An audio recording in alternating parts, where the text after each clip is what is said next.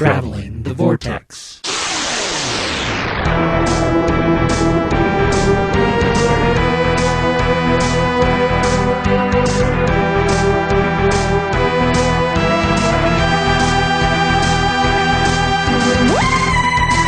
We've joined the Doctor as he travels the Vortex and landed at episode number 125. They may not have said his name, but I really know his name. It's Humma, Kavula. Kavula! Thank you. You're welcome. Sorry for bumping the microphone, listener. You don't get that one? Are you going to go on? Sean? I'm Humma Kavula. No, I don't. Was you waiting for I have that? no idea what the hell it was. Hitchhiker's Guide. Hitchhiker's Guide. What? Yeah. They think, Arthur thinks, because Zaphod Yeah? sees a planet and starts screaming, Humma Kavula! And he thinks it's the planet and ends up being That's not... Okay. the president. You know what? Or the former presidential candidate. Now I see the word in the book, and I never pronounced it that way. Oh. It was one of those words... You read it once and skimmed over it the You rest ever of the notice time? that? You'll hit a word. That's Humma Kavula. Did they say it in the movie? Because I didn't remember. Yeah, that's how Sam okay. Rockwell said it. All right. See, I didn't remember that. Okay. Because his Sam Rockwell's delivery Well, that totally of that didn't line sink just in. always made me laugh. Yeah. no, it's one of those Yeah. words that I came across always, and I looked at it and went, okay, I'm going to formulate a picture in my head for every time I say this word from here on out. Because I don't know how Yeah, to note pronounce to sci-fi can't wrap writers: my brain if around you that. have 3 X's, a Z, and a silent Q in a name of a planet or race of people in your novel, we're not reading it. We just glazed over it and went Wow. on with your story because If I'd have remembered I that can't pronounce in the that. film, of course I've only seen the movie a couple times. But I'm a Kavula! if I'd have remembered that from the film, that would have been really good. Thank you, Sam Rockwell, Sorry. for explaining that to me because it was a religious experience. He said that in the theater. After I got done laughing, I stood up in my head and said, "And so it shall be from this day forward." That's how you pronounce that word. I'm a Kavula. All right. How are you guys? Good. You guys have a good week and weekend? I did. I kept track of the things I did this week so it wouldn't be so boring. Because, in past weeks, I didn't remember what the heck I did, so... Please say you didn't update your Windows. Please say you didn't update your Windows. Please say you didn't update your Windows. So I installed some new gutters. Not Windows on your house, Windows on your computer, Oh. Windows on your computer. No, I don't. Oh, He hasn't read that yet. No, we only have read that feedback. We only have one PC in the house. So. And I told Holly tonight, I said, we got to pay off one of the loans that we have now because I'm buying you a Mac because I'm tired of dealing with your computer. Well, I mowed the back lawn for the first time this year. That's exciting. Yeah, it was a lake? jungle. You did a No, lot it wasn't of, a lake. My gosh, it was. You did a lot of yard work from what it Oh sounds my like. gosh, it was literally. I mean, I think I could have saved the rainforest if I had just let it grow. It was that bad. It was one of those ones where I hiked the mower up as high as it goes and still bogged that thing down every time. So I did like about a third of the yard, and then it just kept. There was no way I could, but I had to get it done. And I was like, oh, what am I going to want him to do? So I went in and I got the weed eater. So I knocked it down to a level that I thought gave the it a mower, haircut with the shears before you got down there with the level the that I buzz thought. cutter. The nice thing about letting the yard go that long is the fact that the tops of a stalk of grass is where the seed where it seeds. And often when you mow your grass, you don't get that stalk where the seed is that knocks it off. And so I have now effectively overseeded my grass. And you didn't have to do anything. It But is the anyway. season for that. Yeah, You should do that now. Well, So, that's part of my what I did this week. So part of my master plan was to not mow right. for 3 Now, years. this was so during that I could this was during the see week. the lawn. This was probably Thursday, Friday, somewhere around there. It must have been. Oh, actually, it was Wednesday because Mason was at school. So knocked it all down. Finally got the mower through it, no problem. But I had to do it 3 times because I did the with the weed eater. Then I still had to be on the highest setting. Finally got through it, and then of course when you do the highest setting, you always get those spikes everywhere that you just kind of pushed over and they didn't really go.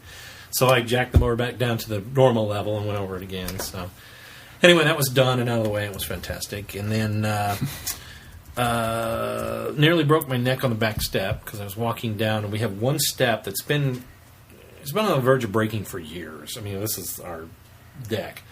It's been on the verge of breaking for years. So, you know how I've been complaining about my knee? The backside of my knee locks up and hurts if I sit for so long. Well, I stepped on this step and went down and landed on that same knee. Ooh. So now the front side of that knee is all jacked up. So now I've got problems with both sides of that knee. However, that'll be continued in a moment as well. Then I helped my dad move a mower because he threw my nephew threw a tire. So I went over. This is my Saturday. Hadn't done anything all morning. He calls me up, says, "Hey, can you come over, move this mower?" So we have to, hulk this thing up from the front and roll it into the garage because it's in the driveway, and he can't get the tire fixed until like Monday. And my mom's got to get out Monday of the garage, and it's right behind her car. So we hulk this mower up, push it into the garage. It's all this effort that we can muster to get this thing into the garage. I'm sorry, This is a tractor mower, by the way. I'm having a fun visual of you hulking on a mower with a bad knee. Me and my 65-year-old or 64-year-old father, too, So we get that in there. Yeah, here it gets even worse. So we finally get this thing into the garage, and we get it propped up so that he can get it to, get the tire on it later, or the wheel back on it later. So no big deal. But I'm over there, and I have my truck. And my mom and dad have this armoire that they're getting rid of, and it's been sitting over there for weeks and weeks and weeks. So I'll bring it. I'll get it one. I'll bring the truck over and get it one of these days. So I'm here, and there's the truck. And so I said, "Well, today suddenly became one of these days. Why don't we get this armoire while I'm over here?" My dad's like, "Oh yeah, sure, no problem." So of course he hasn't been, he's on a bad knee. Of course he probably has 2 bad knees. I don't know. But anyway, so we hulk this thing out of the basement, up the stairs. By this time, I'm halfway up the stairs and my knee's screaming, and I'm going, "This is a bad idea. I can't believe I've done this."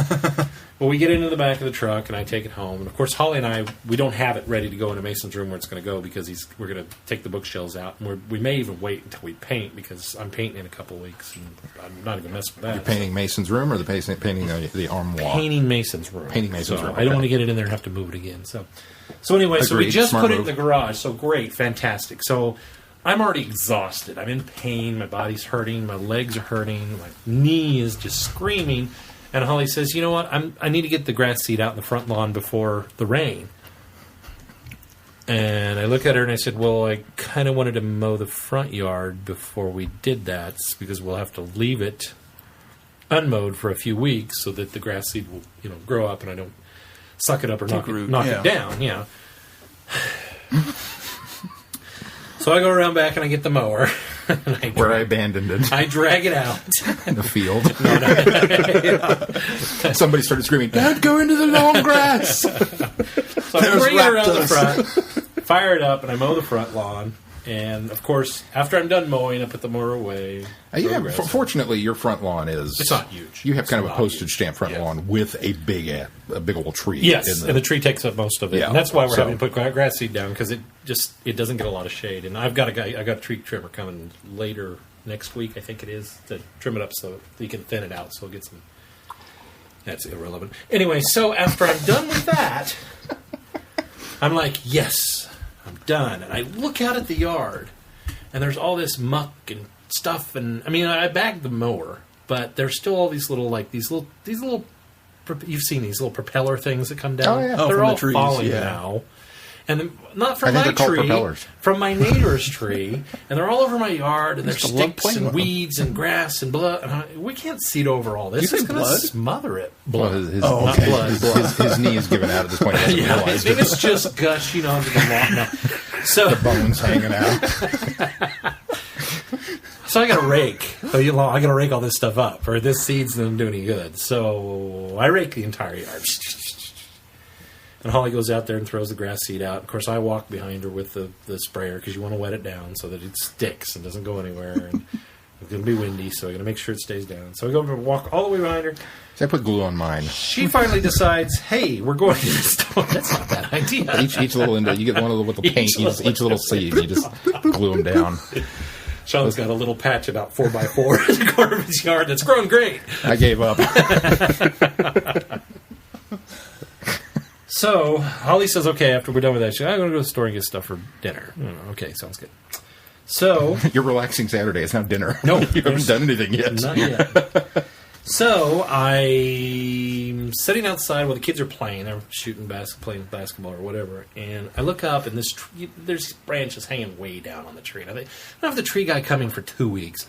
I can get these lower branches down, just the ones that are hanging down and looking raggedy. So I go out and get the lopper, which is on a pole, luckily, so I don't have to climb up in the ends of the tree or onto a ladder. And so I spend about 40 minutes doing that. And, of course, if you're working above your head for any amount of time, you know how your arms are just like jelly when you're done. So I finally get this thing done. Holly gets home, and I go inside, and I lay down on the couch. And I'm like, okay, this is it. I'm done. No more. I'm finished.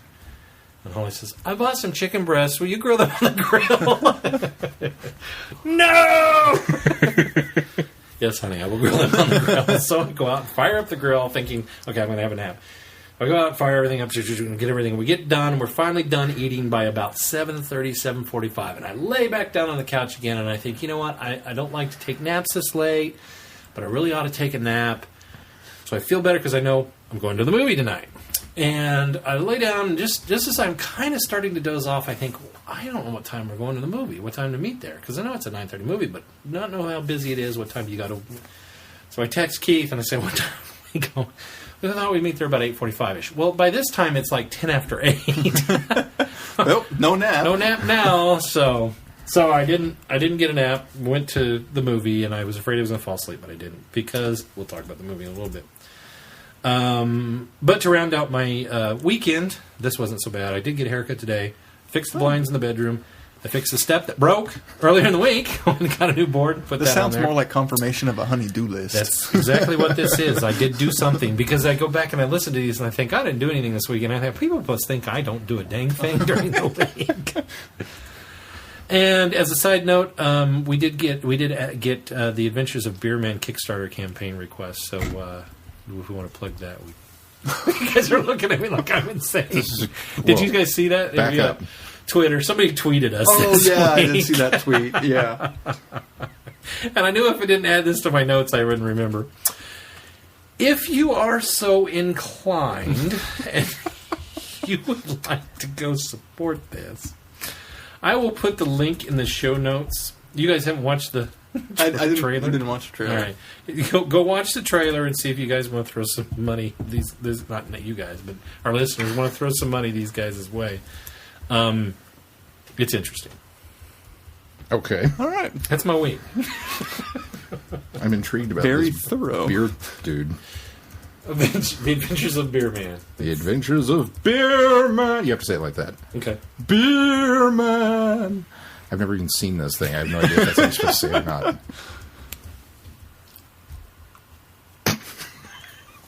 I'm a Kavula! All right. We're sharing little private jokes around. What'd you do this week, Keith? I finally watched The Hobbit, An Unexpected Journey. I felt Looper, bad, too. by I the forgot way. to put Looper on my list. Yeah. I felt bad, by the way, that I felt like I came down on it when you and I were talking about it. I didn't want to give that impression because I did like it, but I liked it a lot, and I'm not a big Lord of the Rings fan. that's the part that I still can't understand. That I'm just not a big fantasy fan. Unless it's in the bedroom. Well, that's a completely different kind of fantasy. Yeah, I did find. But you don't dress up like a hobbit in the bedroom? I did find a Sarah red really wig likes the hairy and a feet. police girl's outfit. No, it just hobbits or not. Fantasy's just never really been my thing in general, and I read The Hobbit when I was younger, and thought it was enjoyable. I never had any desire to go read the Lord of the Rings. I watched the movies, thought they were good, and had no desire to rewatch them or own them. But I don't know if it was my slight man crush on Martin Freeman. Because that's probably part of it. I like him so much, and he's so good in this. Yep. But I would actually go back and rewatch this, and am considering owning it. We talked a little bit about this, but I think the thing I put my finger on is, while to me, the Lord of the Rings are enjoyable movies, I equate this one to Fellowship in the sense that it's the beginning of the journey, and it's the team that It's the same thing Sean But said. the difference is with Fellowship, even though you have kind of an eclectic group of people, it's still a very flat and not as humorous adventure as you get with these dwarves who have these distinct different personalities, even though they all act kind of the same, they all have the same camaraderie, but you have these distinct characters, and there's a lot of comical and fun elements as we go along. And I think the action tricks along a lot better in The Hobbit as opposed to The Fellowship, which seems to be spaced out quite a bit. And so I think that's what makes The Hobbit just slightly more enjoyable on that level, is the fact that we're having this fun, adventurous journey. Now, I mean, it gets serious, don't get me wrong, but with Fellowship, we've launched out on this serious quest. In the Hobbit, it almost feels like we've embarked on this fun journey. Now, it gets serious, and it becomes serious, and it is a serious goal, but... And I think part of it is I like the goal better, too. It's the goal of returning these people to their home as opposed to getting rid of a piece of jewelry. Kevin Smith may have tainted my view on it, too. Decimation of the dwarves or decimation of mankind? Well, it's but the concepts in Lord of the Rings are a little harder to grasp. It's just one ring is going to cause the entire world to go. One ring to rule them all. When was the last time you saw a dwarf? Obviously, we know how that one turned out. I don't know. I just like The Hobbit better. If this was an award show, the Hobbit is the Golden Globes, and the Lord of the Rings is the Oscars, because one is fun and one means business. So. Okay. What'd you think? Going back real quick, what'd you think of Looper? Oh, I'll make it real brief. I'm not going to go into a huge display. It is one of the most original concepts. That's what I appreciate about it the most. It is one of the most original concepts in any sort of entertainment media in a long time. But it's not. There's no but there. It's just but. I was waiting for it. It borrows from everything. I mean, it borrows from nothing. It is very well done. And the people that panned this, saying it was cerebral and confusing, it is not. It is very cut and dry, straightforward, and they explain it to you. It's a very good time travel movie. It explains all the little nuances. There's very few plot holes. I mean, there are tiny ones that are probably there that people can pick apart, but I didn't see them if they are. And my own, yes, there is a but. And there are some of the... There is a but. There are some that those who wouldn't get it would call plot points. Yeah. Well, or plot holes. Perhaps, yeah. I think that's probably what it boils down to. There is a but. I thought that Joseph Gordon-Levitt did a fantastic job. Bruce Willis did a fantastic job.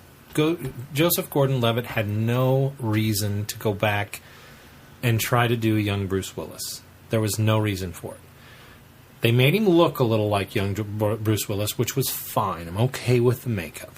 But he was emulating John McClane. He was not emulating a younger version of this Bruce Willis in this movie, because Bruce Willis in this movie was not emulating John McClane. So that was my biggest problem with it. Now, as Keith pointed out, and I recognized throughout the film, as you go on, it's almost like he starts to lose that imitation that he's doing at the beginning of the film. But he has the mannerisms, but it's a caricature of Bruce Willis. It's not Bruce Willis. I think where he also starts losing. If you want to see young Bruce Willis, go watch Moonlighting. I mean, that's young Bruce Willis. It's him trying to be a young Bruce Willis and tough, as opposed to later his character starts to soften. And that's why he went to the McClane loses. character. Yeah. Well, and I think that's what I think he did that for two reasons. One, because obviously McClane is, for better or for worse, Bruce Willis's most iconic character creation. True, but it was unnecessary for this film. But it's kind of the. This is the one thing that I would forgive from the standpoint. Do you have a power strip? No, I don't. Oh, okay. I can wait a little bit. No, go ahead. I'm good. I'm fully charged. The one thing that I can forgive from this is because it is an intelligently written science fiction film. This, to me, is the one thing that they did to kind of dumb down for the audience. Because even if you didn't know who Bruce Willis was, you'd see that and go, "Oh, it's Bruce Willis." No. You know, because they kind of dumbed down the character of it. And as it progressed, he did lose it, and I think it was just because, from an acting standpoint, I think it was because as he hung out with the real Bruce Willis more, he adapted it to kind of be more like Bruce today versus what his research was. I don't think so. I don't think so. The other problem is the future selves of anybody else in there, and now that I think about it, there was only one that we saw. They didn't look or act at all like their younger self, or vice versa. So I thought that was. Yeah, but we didn't really spend prolonged Yeah, amount of we time did. with the future. And I, version of as anybody I else. pointed out to Keith, I thought that the young bumbling kid was going to turn out being Jeff Daniels. Jeff Daniels. That was Jeff Daniels in the past, because Daniels had come from the future. Oh wow! And I thought, well, this will be great. This will be fantastic. And then they didn't go there, and I went, oh, darn. But oh well. I mean, it didn't ruin the movie for me. But I thought, I It saw would have been a something neat there thing, that but it wasn't necessary. it was all good until he took him out back to. Well, I thought that's why he just broke his fingers. Oh, Because I mean, the guy had bumbled several times up until then. you know, Jeff Daniels was not. It was not above him to kill this kid because he did. You could tell he didn't like him. But then he breaks his fingers, and I thought, oh, well, that solidifies my theory. No, the unfortunate thing is that character is not he's still bumbling, but he's much better explored in the deleted scenes. A lot of that character stuff was cut out of the film.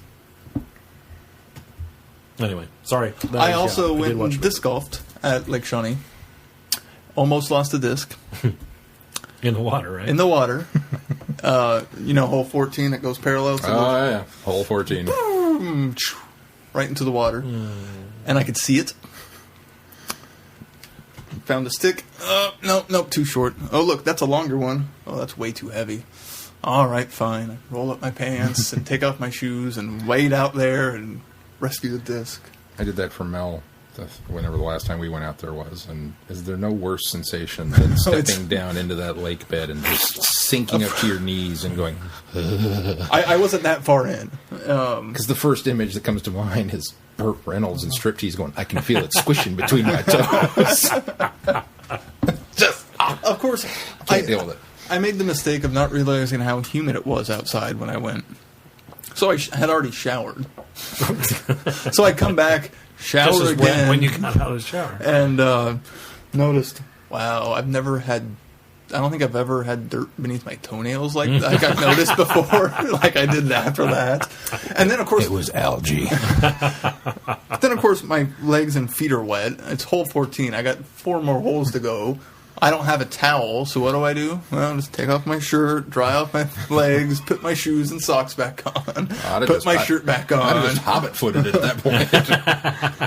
But after that, I was like, oh, I was thinking about trying hole 18. Now I don't know. I ended up trying it. Did a short hop down, but not as close as I would have liked. But I was like, all right, I'm going to try it.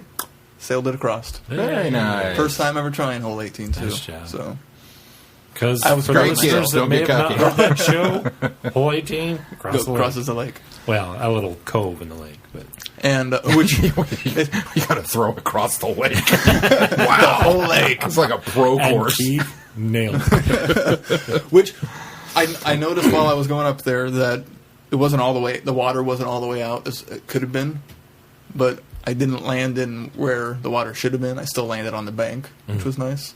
And for the record, the Tron Legacy soundtrack is a great soundtrack to play disc golf to. It makes it feel so much more epic. Did you get a little extra oomph on it when you were like, A little bit. And there were some moments where the music synced up and I was walking up this giant hill. And I was like, yes. Keith's soundtrack. Just a good soundtrack. you know what I like to call that kind of weekend? Winning. And then, of course, the movie later. And today we did absolutely nothing. Very lazy and actually caught... Hey, go on. Yeah. I'm just going to ask on the podcast, can I have some more ice for my Dr. Pepper, please? Actually caught on our local PBS station a rebroadcast of The Hounds of Baskerville, episode from Sherlock. Oh. Flipping through, checking on the weather. And that was the first one Sarah was ever introduced to. So when we went back shortly thereafterwards and rewatched them all, she was like, I don't think I need to see that one. I remember that one well enough. So that one's the least fresh in my mind. So it was really enjoyable to rewatch that. And you did that today? Yeah, we just happened to catch it. It was like 5 minutes in. They had just met Alonzo. That's who he's going to be for me forever on. It's Alonzo. Alonzo. And we pretty much stayed on that the rest of the episode. It would just add that and on top of course, Who and season finale of The Big Bang Theory. We watched it today. Oh, was that today as well? That was Thursday. We just didn't get around to it until today. That's a busy day. A busy day on the couch. How about you, Sean? I worked, which is a little unusual for me. Did you work yesterday and today? I worked yesterday. They wanted me to come in today just to help with the CD inventory. And I was initially going to go. And then as today went on, it was like, can't say I'm really feeling it. But we wound up, we had to take Katrina home because we had her over the weekend. And wound up out and about in the middle of the storm. Stormageddon. Which wasn't bad, but... Kind of clipped. When you were out in it, It was only bad. like 15 minutes long, too. That was the kicker. They all the radio, 70-mile-an-hour winds and sheer gusts and this, that, and blah, blah, blah. The south end of town. I'm like, oh, man, we're going to be getting back in right about the time. When did it hit the south end of town? It clipped I don't think the it never northwest did. part of the city. Yeah. The worst Up of it? on Is that Wanamaker, one? yeah. Okay. Well, now... It went right over the station. Sarah had gotten up early and was like, I'm going to go grocery shopping before the storm hits. Normally, I would go with her. And she was like, I'm going to go out on my own. Our listeners in New York have to think that's so quaint. We're going to shop before the storm. She thought the storm was also coming at like 3 o'clock. Cause that's what her mom told her. And they were saying all week that they thought it hit and around it didn't 3:30. hit until like didn't get her until 6:30. It was almost 5:15. Well, that's when the dinner was in the oven. for me, so 5:45. You know what? The rain and the lightning and everything we finally got probably was closer to 6. At least on our but part our of town, severe yeah. thunderstorm warning started going out at like 5:30. Yeah. But, so we were out in it, so I wound up I had Mel call him and was like, yeah, we're not going to be able to do that so much. But we watched Name of the Doctor this morning, and I got some more editing done on my short film, so I'm very happy with that. Unfortunately now, because I went back and I just ADR'd all the dialogue that sucked from that one segment. I saw That you one post, scene that was bad, and so I just... So now you have to go back and ADR the other one. Yeah, because now Adam sounds like crap. It's like... And he's out of the country. And he's out of the country. He's I on his can't, honeymoon. I can't just call him up and say, dude, can you come do this for me? So I got to wait. But, yeah, I'm pretty happy with that. But then we watched that, and we watched Who's taking off? Superman 3 tonight. Is that He- him? he put a disc in. I put a disc in. Yeah. That's the one thing about the Mac. Man, those things are quiet as heck. But once you put a disc in there, wing, Well, the new like ones, an you can't do that. Firing off. Yeah, they don't have. They don't have discs in them. Get an external drive if you want a new one. But, These were the last With the CD of drives. the MacBook Pros. we watched Superman 3 tonight, and I've already gone off on that tirade, so I done He did whipped that pre-show. I done whipped that horse to death, and it was deserved. And then there was that other movie that we saw. Yeah. Well, let's go ahead and talk about another movie. We all went and saw Star Trek Into Darkness together. We did. With a The huge first movie group we've that... seen together in a long time. Long time. I'm trying to remember what the last one would have been that I Probably went not, with you. Probably not the three of us. You went to one of the midnight showings with us, didn't you, when we were... Revenge of the group Sith. That's what I'm thinking. The three what of us I'm might have gone to thinking. Revenge of the Sith. That one might have been the last one. That's the last three one of I us can went. confirm. Did we all go to Revenge of the Sith together? I know you and I did for sure. You came pretty with us to sure. Kansas City, didn't you? No, I didn't go to Kansas City with Yeah, you we guys. saw it here. Then we must have seen it again here, because I remember for sure seeing that. Because Oh, we I think didn't maybe, we didn't yeah, get to that go was it. Thursday night. We went Friday after That's right. work You're right. That's for Revenge of absolutely the right. Sith. Oh, yeah, that's right. Yeah. It was you and me. Must have been it. 8 years ago. We all talk about going to see this. Well, you, me, and Dave went to Hitchhiker's Guide, right? No, Remember I you? didn't get to see. I don't think I saw Hitchhiker's Was that Guide in you? the theater. I went with Will. No, I and think Dave Mel. came with us to hit Revenge. I think Dave was with. Oh, that's I think right. that was. it was. I think that was one of the first Yeah, times I that met was. Dave. That was. Actually, Yeah, you're right. aside go, from in no. the field, I think so. Really? Like That's I right. think I'd seen him as a photographer. That's right, it But was that was Revenge. it. Well, surely there was something between here and there. I don't think the three of us went to. You guys go to movies together a lot, but Mostly because our Sunday shows group goes to movies a Right, lot together yeah. a lot too. Which almost everyone was there, and we took up an entire row and a half. It was really awesome to know that, at any point in time, if any of you get loud, I got friends. We can kick you out. Well, there were two people behind us in line that none of us knew, and then James and Carol walk up. Just so happened they knew them, and they were with them too. Oh, really? So they were the ones at the other end of the row. I don't know what happened if they would have been separated. And Well, I felt bad. We had a posse. Poor Glenn on his bad knee had to keep getting up and moving because I was like, "Oh, Corey and her sister's coming." Oh. and then you guys wound up moving because we had to have room for Blake. It was like we invited Blake. we had saved 3 seats for you, Mel, and Blake. That's the extent of who we knew was coming. We didn't know that Billy was coming. I didn't know Billy was coming. If you'd answer your texts, We I didn't would know have known Jesse how was many you coming. had coming with you. None of us knew Julian was coming. So I didn't know Julian he was planned coming. with his sisters just to go, apparently at the same showing, and didn't mention to anybody. Yeah. So we had And this then huge posse. Jesse and her boyfriend wound up coming. So, yeah, there were a lot of people there. Yeah. But we're not delaying reviewing the film, right? Enough about who went to the movie. What did we think of the movie? I really enjoyed it. I'll go first since I'm not as big of a Trekkie as you guys are. I think... Should we just go ahead and spoil it? I don't think so. You don't think so? I don't know. Have we spoiled things? We haven't. No, because we completely we stepped circled around. around Iron Man. I think we should sound the spoiler warning because I think that's going to be a big chunk of my review. Okay, Yeah. fair enough. All right. So, So- if you have not seen Star Trek Into Darkness at this point and do not want to know, you're going to want to skip forward a little bit. Yeah. I wish we had a blinking red light or something that would pop up on, so that they knew when it was said. Because, man, I would be upset if they said spoiler warning. I said okay, and I skipped forward and landed on that word and Yeah. went, All right. Well, maybe we'll time it and I'll put in the notes how long. oh, that would be That's a awesome. great idea. That's a good job for the producer of the show to do. Absolutely. One more piece of work for you. I do have a stopwatch, don't I? Yeah, on clock. All right. All right. And go. Okay, so spoiler warning, we're going to talk about it. Okay. The fact that it's Khan. It just goes right. I'm going... because that's really my... Okay, I'm going to skip forward and hit. Whoa! Wait a minute! You didn't even give me time to push forward on my button on my iPod. This isn't live. Your show there notes are was going to have time. to read, as soon as you hear Star Trek Into Darkness, skip 2, if you don't want to know. Because I really enjoyed the film. This was my only complaint with it, was the fact that it was Khan. I think they could have easily kept it John Harrison the entire time and just gave a lingering idea that Khan was in one of those capsules. That would have been so cool because this is such an alternate timeline. Unfortunately, they didn't do that. However, the reimagining of Khan, I liked.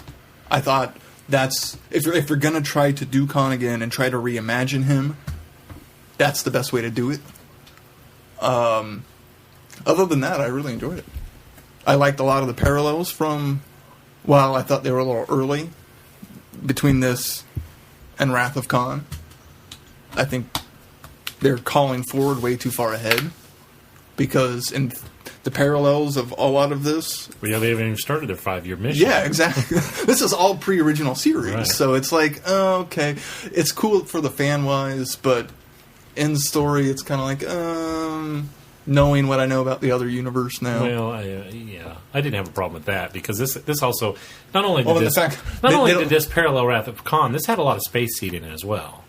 A lot. See, of I space don't heat. remember Space Heat really well, and I want to go back and rewatch it now. That's the important thing about this because I'll jump in here now too because I was very adamant that this was not going to be Khan because in my We were all opinion, very hopeful. Because in my opinion, while Benedict, how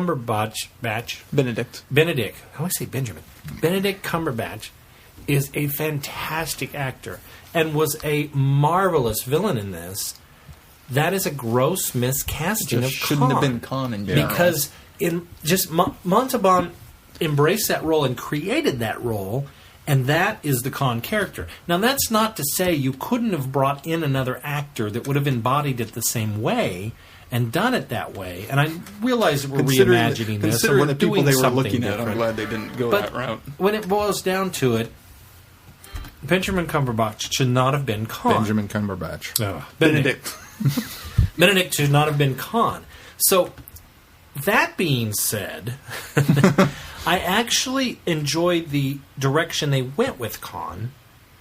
I enjoyed the story. I disagree that it couldn't have been Khan in one of those other things, and this guy had been another guy, because Khan was the father figure of all of Botany Bay. He was the leader. He was the one that everybody would have followed to their grave. He was the one that had won that power back in the day.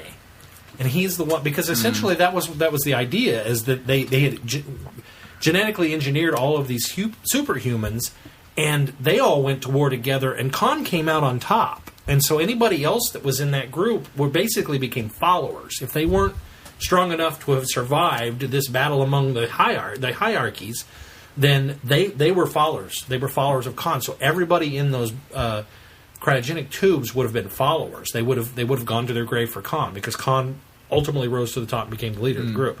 So Khan couldn't have been one of those and had somebody with that same charisma that Benedict comes across with, and portrayed it the same way. So I like where they went. It had to be Khan once they went that way. Now, but to be quite honest with you, when they open that up on the planet and they see what's inside, and it's a cryogenic chamber, my first thought was, "Oh, I'm wrong." They went with Khan, and then it wasn't Paramount. Worst kept secret ever. Don't even bother. Then I'm hoping, and I'm hoping as this continues to go on, and Benedict. Sherlock doesn't really. He really isn't Khan. He isn't acting like Khan. He doesn't have the same nothing that's there that Montalban did with the character. I'm hopeful. I'm thinking, okay, that was just a misdirection. It's really not going to be. And Sean saw me. Actually, the first time I dipped my head was when I saw the cryogenic chamber. The second time I did, when he revealed that he was Khan. My name. And we were all going, "Don't say it." Is Khan. And not to mention, now I'm eating crow with all the people that were really adamant and said, "Yeah, it is Khan." Yeah. So anyway, that being said, though, I did enjoy the idea. I didn't see as many parallels to Wrath of Khan. Well, they were loose parallels. They weren't the whole ending. I think was pretty much seen with the exception of that. But I think there's more references than parallels. That's what maybe. it is. It's broad references that you can go, okay, an entire line, entire character. This makes sense. Even though the characters are with the exception of the when that was my other head drop, was when Kirk's headed to the warp to the warp core, and I went, where this is going. So, enjoyable film. It was a lot of fun, and I think it was one of those things. And Sean did this too. So I got to let it percolate a little bit. It was one of those things that I think I enjoyed it more after I thought about it. And when the movie was over, my first initial thought was, "Wow, that just didn't feel like a Star Trek film. It felt like a really nice action film." I thought it felt still like the Star Trek film we just got. The problem is, no, it didn't. It didn't feel anything like that Star Trek. I'll give you that. That felt more like Star Trek too. But that's what he just said. He thinks it felt more like 2009. I think it feels like. Well, I think it just feels very similar to the 2009 one. Oh, yeah, no, okay. So, no, I don't agree, because I didn't think I thought the 2009 one felt a lot like Star Trek. See, I guess I went into this... And this one didn't. Based off the trailers, so much of it looks like it's set on Earth that... Yeah, that was a real I was really concerned that this wasn't going to feel yeah. like Star Trek, because we're barely going to be on the Enterprise, and that's why it that was a pleasant surprise, actually. That's why it feels more like Star Trek than I expected, I guess. So, but the more that I think about it, it did. They had enough in there, and then they're so obviously shoving Star Trek in your face when it's that scene there. Which here's your second set of spoilers: when Kirk dies.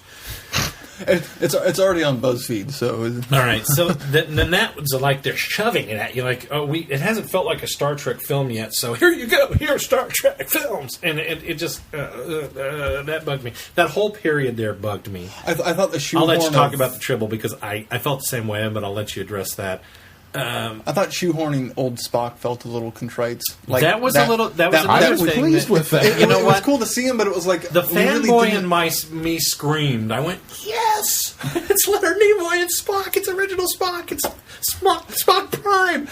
And the rest of me was going, this was the stupidest thing you could have done for this movie. Because that was the beauty of the first film, is that he was there as the catalyst to set everything up, and then you don't need him anymore. What are you doing? And they even have that whole conversation of we can barely be in contact, and I can't tell you about my future. When you have I'm to going to make this say, one exception. Well, I did promise that I wouldn't bring this whole act. So now he's going to do it every time. But I am going to tell you. It's like, Well, here's that rule just went out the window as soon as you said that. here's the beauty of it. It's a beautiful scene, and it's very cool. And I'm sorry, any excuse to get Leonard and Zachary Quinto to interact with each other, because I love... Have you seen that Audi commercial? Yes. Oh, I just love them good. Together. So good. Here's the problem. Now that you've established that I can call up Spock Prime anytime I have an issue... It's a sonic screwdriver. He's Universe 1.0 tech support, you know? What happened when we went up against the supercomputer? Oh, well, this happened. Okay, I won't do that. I mean... yeah. Was that telegraphed as well? That was complete. Can you open a channel to Vulcan? Because it I caught wasn't that line. to me. I caught the line too. It wasn't to me until they got there, and I went, I should have seen that coming. Yeah, no, I didn't. New Vulcan. Nope. The New Vulcan colony, or whatever he calls that's it. what it was. Yeah, didn't even... I figured he was going to call Dad, if anybody. You know. But... Which would have been emotional. Wait. I should have known better, but... I got the impression Sarek died in the collapse. He lived. No, Okay. Just Mom. I thought he just rescued... Oh, Mom died. Mom That's died. right. Never mind. Yeah, Mom died, not... That's right. Sarek did live. I got that backwards in my head. Okay, the other issue. The Tribble. Okay, well, just to finish it off, it's one of those movies that even though I knew that we couldn't leave it where it was, I almost felt like that's where it needed to be left, and we needed to deal with the resurrection in another film.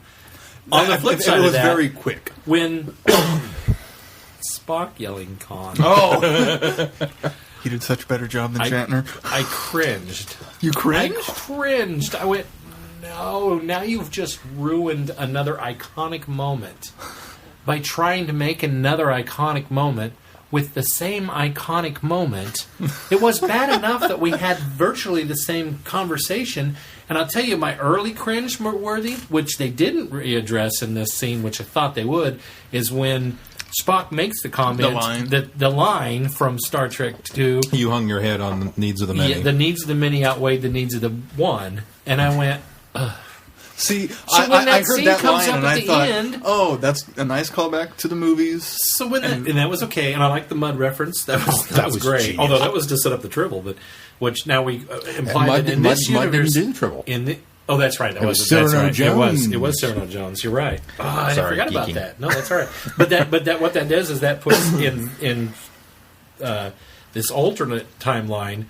They actually ran into mud earlier than they did their 5-year mission, if you believe that. And so, anyway, so when the line wasn't used there in the reactor room, okay, I was good with that. But there was a lot of the other lines that were there, and the similarities and everything going on. And in fact,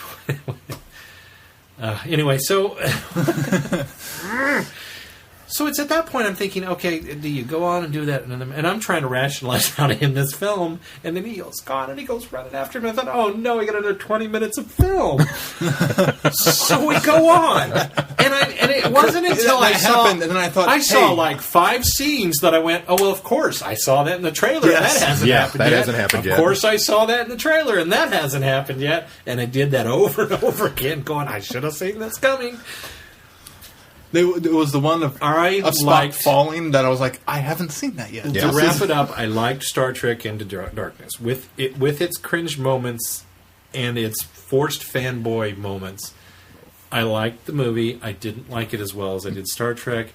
This is unfortunately, I think we're in a trend now where we've bucked the old movie trend where we alternate between. Now it's going to be evens odd and numbered odds. ones. Now it's odd and evens. I have a feeling, and I hope that they do a lot better with the next one. But it's totally worth my money. get a It was next one. totally worth. I will buy it again. It's an enjoyable romp, and it deserves being in the Star Trek franchise.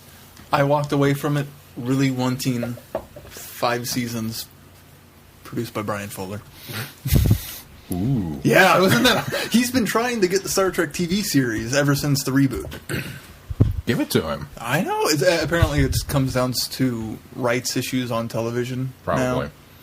Now. Carl Urban's doing television now, though, so I mean, it's not out of the realm of Rights issues on television. How would you not be able to get around rights I issues? saw. on I saw television? an article, and that what he was proposing, somehow rights changed hands on distribution, and so they lost whatever was in the Not works to mention, for I it. don't think you could get any of this cast to commit to a season worth of television.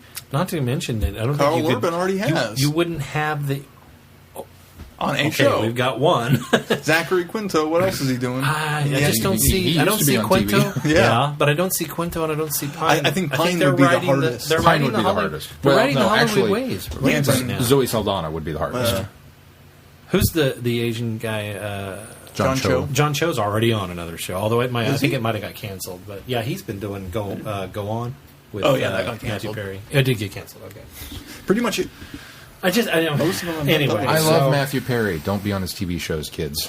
You're going to get canceled. Gosh, only one season on everything he's done. since. Okay, so here's the deal. Star Trek Into Darkness. Fantastic movie. A lot of fun. Great energy. Fantastic to see these people back together because I love this crew. Chemistry's and, still and there. the chemistry Gosh, is it's there, still there. and it was enjoyable. If not, it's improved. I think. It's a big summer epic, fantastic film. And they did so many things right. First of all, everybody had something to do, which is a big complaint for some of the original Star Trek films. I would Is you've agree. got this great cast, and then so many of them get shuffled to the background because it winds up being a Kirk Spock story. This was a Kirk Spock story, but Scotty had a lot to do. Sulu had his moments. I mean, there were Bones, who was drastically underplayed part-wise. What's his name? Cal Urban. Yeah, Carl Urban.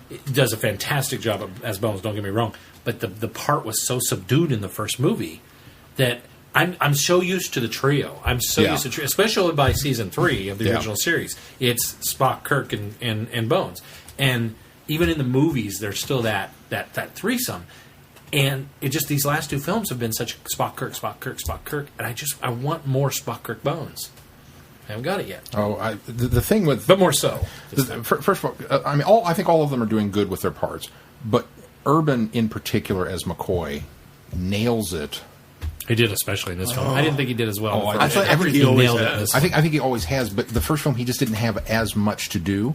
When he showed up, it was phenomenal, but then he was shunted back into the. But this one, when he was just every scene he was in. I don't want to say he was milking it, but in a way he was because he stole every scene he was in as McCoy. I would agree. I mean, would he's agree. just that good. The opening. That was Star Trek. We're on this planet. We can't let them see us. We're going to steal the god while Spock goes into the volcano to do the. And I like that the The design Prime of the Directive. aliens was very Star I Trek, love- where I some love- of the other ones have been so much more Star Wars. Yeah, I liked the aliens. I liked the look of the planet, the production design. The whole sequence was. Now, You're okay with the Enterprise under the water? they're playing a little fast and Yeah, loose with I what thought these so. ships can do. Yeah, I thought so too. Because starships should not enter orbit.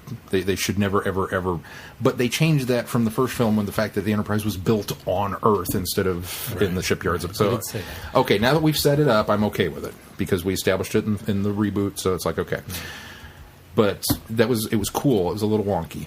But then when she comes rising up out of the water in that big dramatic thing, and I love the fact that the guys down there carving the ship onto the ground after they've, what can it hurt? I hope that comes back. It won't, but I love the fact that they laid that groundwork there. That was pure Star Trek. Then the film turns into this personal vendetta piece that didn't feel as much Star Trek. Now, there were still moments that were fantastic. Section 31. Oh my God! Could you get any more of a fanboy geek out reference? Yeah. This was for the uninitiated. This was a concept they brought up in Deep Space Nine. Oh, okay, yes, I remember now. And about this shadow organization that where there are going to be I things never that caught Starfleet that. Wow. can't do. So you go take care of them, but don't tell us. You don't report to us. You don't report to anybody. Just go do it. You have all the authority you need. Okay.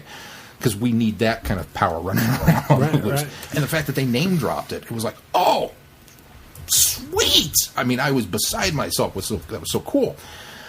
And then Harrison shows up and starts mucking up the works. I was a little upset that they killed Pike. It was William Sadler in yeah. DS9. Okay, so I A remember little upset that correctly. they killed Pike, even though I knew that was coming. It's inevitable. They're going to they're going to off him. I know it's coming. And then it happened. I was like, no, I liked Pike. I didn't want to go. Okay, so we get up to the thing. And Well, fate caught up to him. yeah.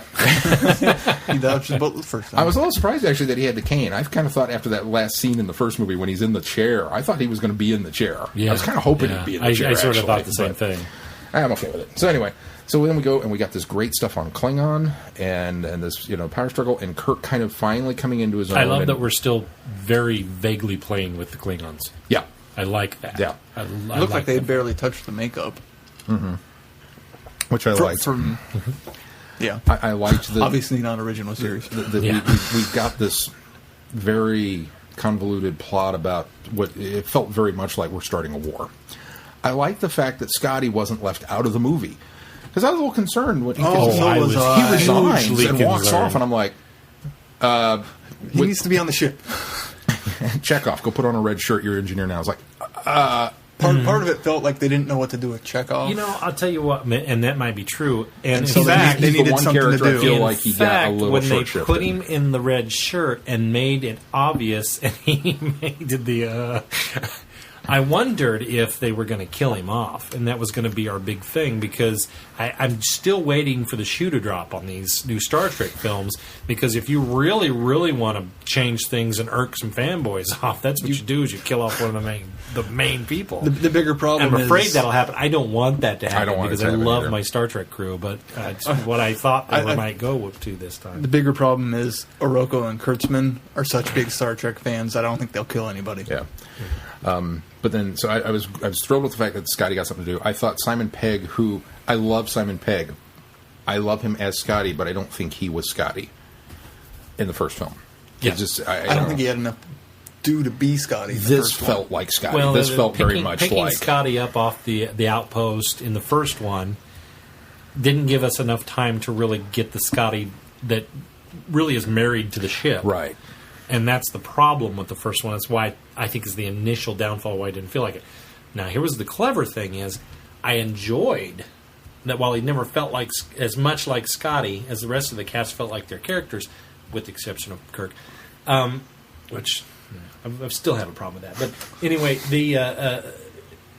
the way that they brought him on and the type of character that he was in this one, in that one, it worked again to take him off the ship. Take him off the ship this time. And in order to be that, the necessity to get the plot moving. I've been again gone in the one middle. day. What did you But so all that there were so many little nods to Star Trek. The Section 31 reference, the models, the ship models in the Admiral's office. Yeah. There was an Enterprise NX-01 model there. It was like, Yeah, Which I looked was the at one you from to First see. Contact, I right? looked No, at you to it was- see if There you was a did First little- Contact. no. Zaffron. okay. There was one of his models. too. Yes. Zephyr Cochrane's Cochrane's Phoenix. Yes, that was in there. But, because we got the line in the first movie about Admiral Archer's prize Beagle, because the timeline hadn't shunted yet. So even in this alternate universe, we can still consider the events of Enterprise to be Yes. canonical. So now we've got the shunt off. And they stayed true to all those little things, and I was so thrilled with all that. And then Carol Marcus shows up, and she's British. Was my first question to him after it's like- the credits start rolling, and I looked at him and said, "When did Carol Marcus get a British accent?" Now, Eve Alice, hot, smoking hot. Okay, she's got an accent. I really don't have a problem with that. But what alternate timeline all of a sudden changes her parentage? It must have had something to do with her childhood. Maybe she went to live with Mum instead of Yeah, maybe in the sure, original yeah. in the original universe in the Prime universe. She lived with Dad. She grew up with Dad. They're divorced parents. Mum lives in London. Dad lives in San Diego or San Francisco. And so maybe in this universe she went to live with Well, Mum. she was very close to her dad in this one. I don't know. No, but she so wasn't. so there is That's that. nice. There is that. I thought it was interesting that they gave us the Federation standard spelling of Kronos when it came up on the thing. That's a total geek fan because Yeah. Kronos is QU with apostrophes and In OS. It's one of those words you should never type out. Instead, we got the KR, and it's like, I'm going to let it go because I'm having fun. I don't Yeah. care. But so there were little things that was like, why did you do that when you could have done this? I loved the misdirection that we've seen these trailers. The Enterprise crashes into San Francisco Bay and rises up out of the water and all stuff. Guess what? And No, then it doesn't. We rise up out of the water, at the beginning. Yep. And they pulled a Wrath of Khan. They gave it to us right at the beginning. And so I kind of forgot about it. And then she's plummeting to orbit, and I'm like, oh, this is where she's going down. And then she does it. And part of my brain's going, there's no way the ship survives hitting the water. There's no way. There's no way it's going to come back up. What are they going to do? And then they fire the thrusters, and it goes into the cloud, and it comes back big, majestic. I love the fact that what's the guy's name? Director. JJ? I love the fact that JJ has that affinity for seeing the ship come out of dust in the Saturn rings, come out of the clouds, come out of the nebula. I love those beauty shots. We're keep them coming. Not as much lens flare in this one either. Did you notice that? Yeah, no. But it was there. No, it was there, but not nearly as much. No, wait. Maybe we're just more used to it? No. Here's where, and I'm surprised nobody said anything about this. When we first get on the bridge of the ship, in the first Star Trek film, the lens flare is really there when the action's happening. Boom, boom, Oh boom. no, it was all lens over flare, the place. It's not there so much at the beginning when we come onto the bridge. It's there when we're action. What's As going soon on? as they walked on No. the bridge, my brain went, "Oh, that looks awesome! I wish I could see it." That's how much lens flare is in that frame. This time, when they walk onto the bridge, it's like lens flare. And I went, oh my god, they're going to do it even more so in this one than they did in the last. And then beyond that, it's not there. I mean, there's a few more moments, but beyond that, there's not much more. I was surprised it I wasn't think it got as us much in the action expecting, sequences. got used to expecting lens flare in a J.J. Abrams Star Trek film now. It's just, that's part of what makes the future so great. When she gets the thrusters going, it's hovering there, and I'm like, well, how did they get in the... And it was at that moment the other one went... And I was like, oh! Yeah. Loved that. That was fantastic. As to the whole... That was close. Yeah. As to the whole Khan thing. Okay. It doesn't work. The whole linchpin of this film rides on the fact that this is Khan, and it doesn't work. I'm sorry, you guys dropped it. This is I'm well aware that there are a lot of uninitiated Star Trek fans that went to go see this. Our listeners are some of them, and loved it. And I'm proud of you guys. It's like New Who. Fantastic. Any Trek is good Trek. But for those of us that grew up with this stuff, you can't do Khan this way. He doesn't work. If you're going to drop the Section 31 reference for the fanboys, why can't they have just genetically engineered this guy from day one And just leave and just Khan out of leave the that at equation. that? Let that be the red herring that everybody thinks it's Khan and it's not. That would have been fantastic. Let Khan be one of the bodies in the. I disagree with that. Well, but- just to leave it out there. Here's what I Leave it would as John actually. Harrison. Here's what would work. Leave him as John Harrison, and in this Prime timeline, Khan was not the one that rose to power. That it was would work Harrison great. this time. Well, here's the problem. Or just, Marcus knows the history of Khan. If they would have dropped the line of, I could have unthawed your leader, instead I unthawed you, and Harrison's part of his reason for wanting to save his crew is to save his leader. If they would have dropped the line, I give you they, that. they could have done it that Absolutely. way. I'm not saying absolutely not mention Khan and just have it be a subtle reference. Address why it's not Khan. Here's the big problem with it is the Khan That's part of history is that Marcus there were was a these stupid eugenics Khan wars. guy That anyways. we had these supermen who came to power that human beings were all about better through genetics. And their creations turned on them. And Khan wound up in control of 1/4 of the planet. So he was not some Mickey Mouse rinky-dink leader. I mean, 1/4 of Earth was under his control at one point. Finally, after these bloody revolutions in 1996, they kicked him off planet and they left. So that part of the history is established and there. Because again, the reset timeline happens far later. So all of that should be established history. At no point, and this is the one problem I have with Zachary Quinto's Spock, is that he's very much an on-the-bridge, leaning over your shoulder, ready to offer a suggestion or something. At no point in time does he go back to the library computer and look something up. It's like, you're the science officer, man. Do something sciencey. Well, he doesn't have to, because he can call Spock Prime now. Well, yeah, that's true. So then we get the one... He's a lazy. We get the one bit of He's a backstory lazy Spock. from the Admiral about, after this, we went in search of, knowing that they were out there. You're assuming that everybody knows the backstory of Khan.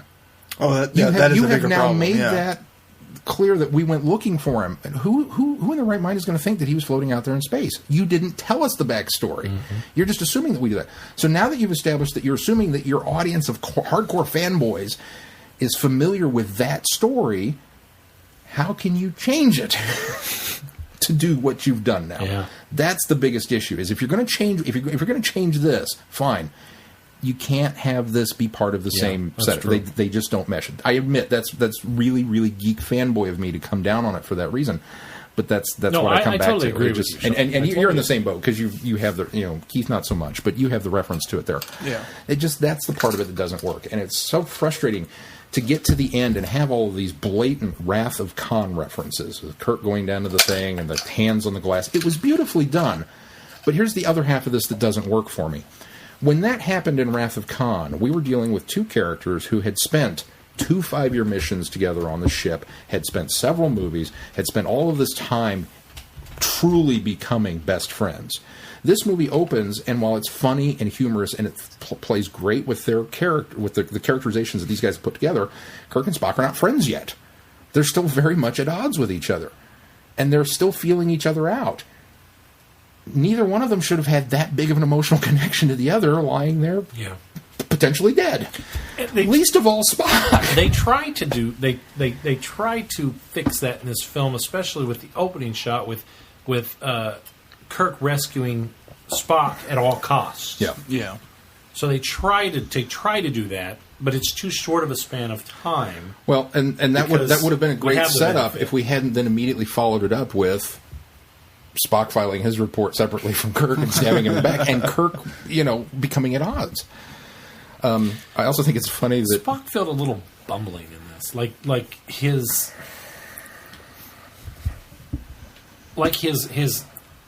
logical mind and his stickler for following the rules and things like that didn't necessarily endear you to him. It more made you feel like this guy's an idiot. I mean, even though he's doing the right thing, it just you get this air of, I bumbled that up, just for kind of like Data was in the first season or two of Star Trek Next Year, especially. It's carried on throughout, but especially in those, Data just didn't understand, and so he really bumbled things up from time to time. And that's how they feel like they've done Spock in this particular, not so much the first one, but in this one. And so that just didn't Do you think it was the writing or the performance? I think it was the writing, because it only happened when the plot required it to happen. Yes. We've got him down there going to detonate this cold fusion device to put up the volcano. Okay, that's very Spock. That's very Spock. That's very Spock cool.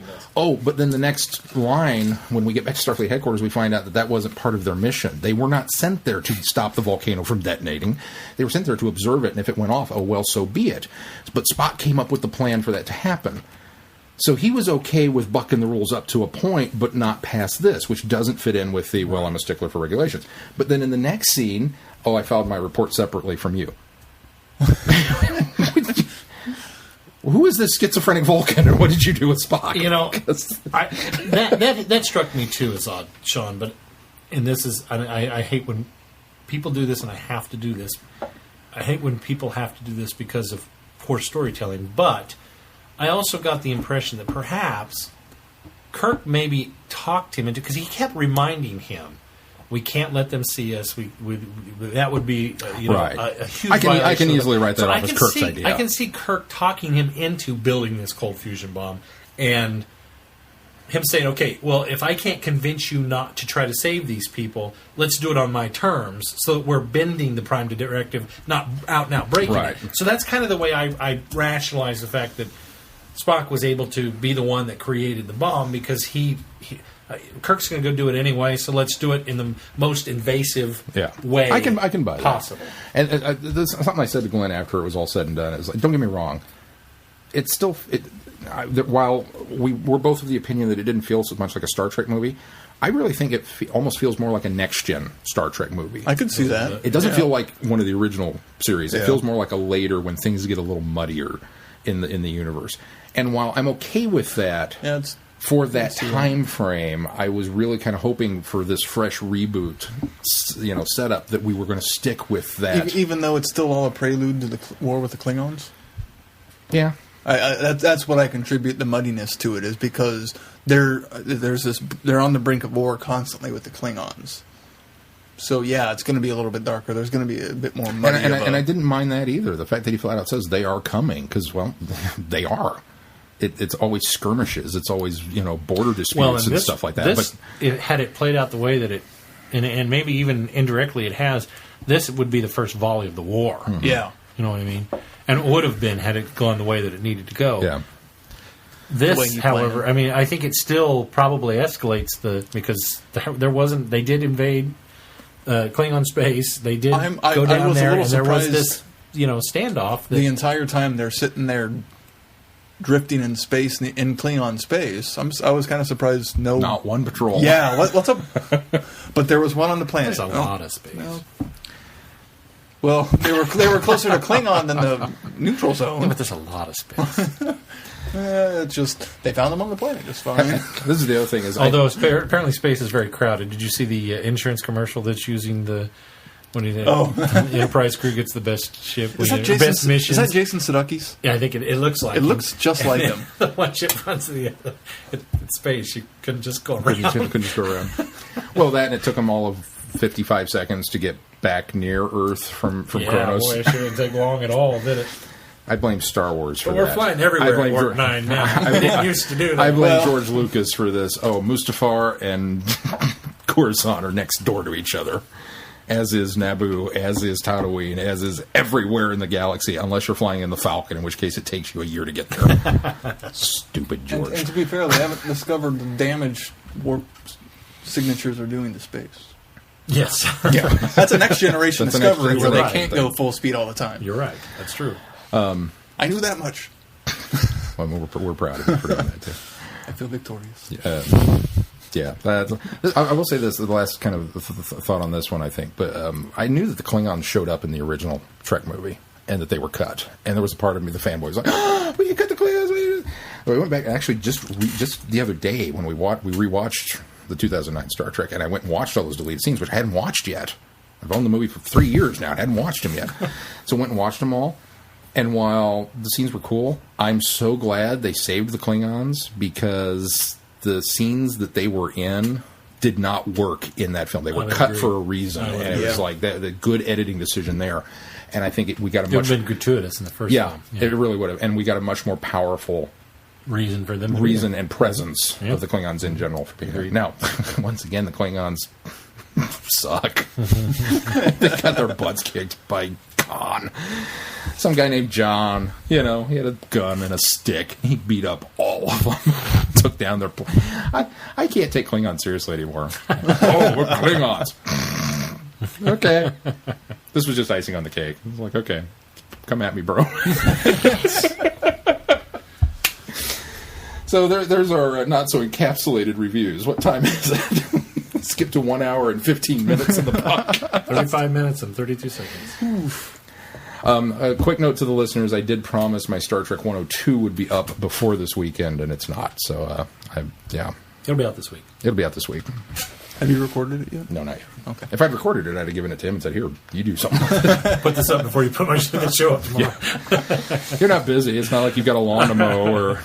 Well, let's Got a Hulk blaze out on through a news tractor. and let's blaze through feedback so we can get to the review of because we all still have Yeah, we're the good. Name of the Doctor and the Star Trek Yeah. comic books. Should we go ahead? Let's just jump into the comic books now. So, Let's say Before we feedback? do feedback? let's do that. keep it together. I don't know that we have any feedback. We on have the no comics feedback on the anyway. comics. I So don't let's think. keep it I think together. there might be one, but I don't think there is. Yeah, Well, let's let's keep it together since we're just in Star Chris Trek. only we're coming mentions Star the Trek. movie. So let's talk a little bit about the comics because honestly, guys, there's not a lot I can say about them. Yeah. really, Yeah, guess I'll truncate my review. I'm just lukewarm on them. I'm not. I mean, I was very it's meh on it the first half of the arc. Yeah, it's a decent story, but it didn't need issues. It took too long to get anywhere. See, and that's where it felt like a Star Trek something to me. Like I can't say comic because I haven't read Star Trek Right, comics, right. but that's where it felt more like Star Trek to me. Was a lot of standing around and discussing what we're going to do about this. Well, That's a next Early gen next hallmark. gen was though. like- yeah, that, that's yeah. what it feels like. It feels like that's the Star And Trek next it- gen aspect of it, whereas Who is not as much this way. it's an intriguing concept that the Cybermen somehow You, figure out that the Borg. We're going to sound the spoiler warning on this. Or No, it's been out for a we're good. while. This has been out for a while. The Cybermen are going to come over into this alternate universe because they've found out that the Borg has technology that they could use and and acclimate to their own. Which, and apparently they're going out to all sorts of different universes. And so from they the decide that impression they're I going to got. come into this one, and they're going to use the Borg, and they're going to team up with the Borg. And we're going to go across the... And I think, what a great concept. The Cybermen teaming up with the Borg. How many times have we, as reviewers of things, compared the Cybermen to the Borg, how similar they are? Yeah. And I thought, wow, that's really kind of neat. That'd be a nice element to go. No, that one's good, but my favorite is the 7, the one where the TARDIS is in the middle of the Borg fleet. Oh. That one is awesome. During Wolf 359. Yeah. That's my favorite. But anyway, so what a great concept, but it's like we spent 5 issues trying to unravel a mystery. And there's a lot of standing around and talking. And there's 2 issues, particularly, especially the one where they bring Guyana in, which I think was fantastic. I loved seeing her return. Guinan showing up as well. Yeah. But then we spent the entire issue talking to Guyana and just kind of saying what we already knew. I mean, we really know what's going on here. Well, the problem with that is they had to recap Best of Both Worlds. Well, that is that for the bogged uninitiated. For the uninitiated, that bogged it down a lot. Now, that's kind of the trap you run into when you're crossing these 2 universes. Obviously, we're both Doctor Who and Star Trek fans, so we're going, get on with it. The Doctor Who fans who came into this are going... I still don't think it needed as much explanation. I think it did. From Picard's standpoint, we're well versed with what happened to Picard and the tragedy and the stripping away of everything. It would be the same if a Star Trek fan came to a Doctor Who episode and you plopped them in the middle of a regeneration story. They didn't know anything about regeneration. The problem is they do. That's where this also falls There's down. hardly any explanation of anything with the Doctor. I absolutely loved seeing my Doctor and my Star Trek crew. that was fanboy geek wonderful. But that story makes no sense.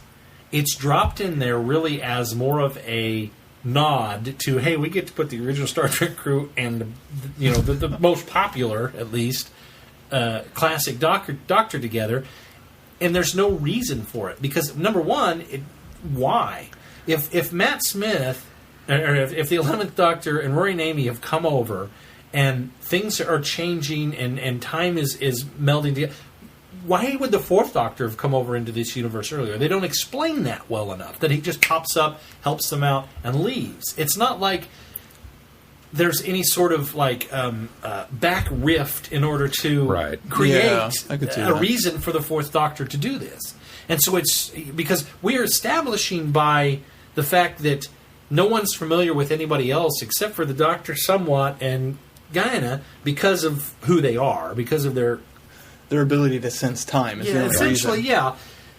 We're establishing the fact that that the Doctor, the Time Lords, do not exist in this universe, or if they have, there's been absolutely no contact whatsoever, and so there's no 11th Doctor in this universe. So why is there a 4th Doctor in this universe? Well, there's not. Obviously, he had to come over from the alternate universe.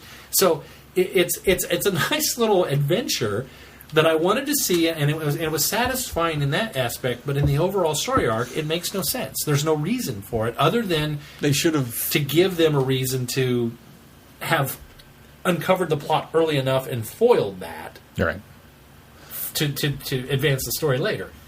It doesn't work. It's in there. And they should have gave the 4th Doctor a line of, oh yes, I tracked the Cybermen from my universe, trying to figure out what they were up to. If they would have done something like that, it's kind of a similar thing with what 11's doing. Yeah, they just didn't have that line in. Maybe that's not conveyed. Yeah, well, and that I think that's the problem. It's not you conveyed. hit it on the head that the encapsulated story with the 4th Doctor and the Star Trek crew of the original Enterprise works. Everything in that story works. We get do you have any gold? Yeah, the cover of the communicator. We got all these little bits that just fall into place so well.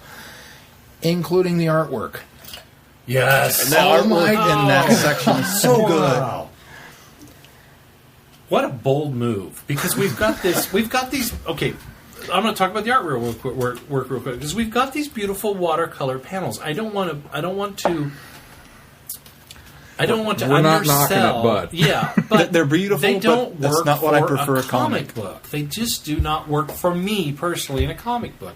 It's like looking at art And it's almost a distraction because there is some realism sometimes, and sometimes there's no realism because it's just brush strokes in the background. And so it doesn't work that way. So then to establish that for 3 comics, and then in your 4th story, doing a essentially what we consider a flashback story to another time, another era, and doing it in the classic, not just the not the pencil and ink, but the 1980s style pen and ink was terrific. It looked beautiful. It was, it brought me back to my inner child that went, this is what comic books should look like. Yes, that was it in a nutshell. I wonder. It's funny that you said that. It's like looking at art. Well, it is a comic book. It's an art book. But here's the problem. There are pieces of art that you can look at and lose yourself in and be mesmerized by, and really, let things wash over you with your impressions of them. And there are other pieces of art that you cannot. Comic books, for all of their artistic intrinsic value, are not what let this wash over me. They're picture books to convey the story. Right. That's when you break it down, that's what they are. I consider the cover artists more that let it wash over you. If we're going to panels. if we're going to do a story set in Victorian London about Jack the Ripper, yes, the watercolor format would look fantastic. You'd have the swirling fog and it would work for that. If you want to do a Sherlock Holmes, if you want to do anything along those lines, you could do this. Star Trek is at its core a fairly dynamic, for all the high-minded values and stuff, it's a dynamic action series. It doesn't lend itself to watercolors. Doctor Who is a fairly dynamic action series. It does not lend itself to watercolors. Putting both of these together and doing it in watercolors just felt like such a disservice. Yes, agreed. And no more so. I had big issues because they were inconsistent with it too. And no more so than in issue 5, page 9, where we get this panel of Picard. Mr. Grumpy Eyes. And he looks like the Grumpy Cat. You seen that meme? He does kind of look like Grumpy Cat. Well, what it looks like is we painted it, and then we went to print, and then they went, wait a minute, he has no eyebrows. And they digitally painted eyebrows on him. They're big, thick, black, dead caterpillar eyebrows on Picard. You want to talk about being sucked out of a story. He's at issue 5. Issue 5, page 9. Well, that's not... It just ruined it. Well, and I had issues... You had issues. How do you go the other issues of the comic? Unfortunately, I think you have to go all the way back. Just keep paging back. I haven't figured that out. It's on the between control like yet. 3, Aren't iPads issue wonderful? 3 and issue 5, or issue 3 and issue 4, I think. Tie color completely changes for the Doctor. Oh yeah, you pointed that. You said something about he's that. blue in one entire issue, and then he's back to red the rest of it. It's like, did you not look at what the other artists were doing? I'm it was sorry. the same artist throughout the whole thing, but maybe not. Well, or that's too bad. Did you stop paying attention? Because I thought maybe because you had a preview copy that we got from IDW, I went back and looked at the actual copy. Yeah, it's still dark. Big dead caterpillar eyebrows on Picard's face. blue right there, and the rest of it, he's red. I hate beating things up for technical value, but there's a lot wrong with this technically. I don't. But I would be interested to hear some of the behind the scenes stuff to see what kind of pressure they were on to try to get it out the door or something. If there were behind the scenes issues that can allow me to overlook some of these complaints. Story wise, it's a fine story. It just I takes think all very too well long. written. All the I think it's characters very way well too written. long to get there. It could have been 6 issues. It didn't need to be 8. The characters are very well written. I could totally hear every single one of them in the proper voice. I would agree. And I love the fact that as it goes on, the 2 characters that you would least expect to kind of Get hit it along. off. You knew the Doctor and Data were going to be like, and when he even comments, he'd make an interesting companion. Of course, I don't even think about it. That's potential companion right there. But the 2 characters that you would not think in any way, shape, or form should ever meet, let alone hang out in the same room or become friends, Worf and Rory. Mm-hmm. Yeah. Oh, And yet They work really well together. so well Yeah. together. So the writing in that was really good. If anything, Amy's a little overshadowed in this. yeah, She's Amy very is much a very background character. underused, yeah. Although I thought her going to Picard was and addressing the was a nice issue. use of Yes, her, it was. and yeah. It was. They did. I think they did realize something valuable in her there, and I think that worked really well.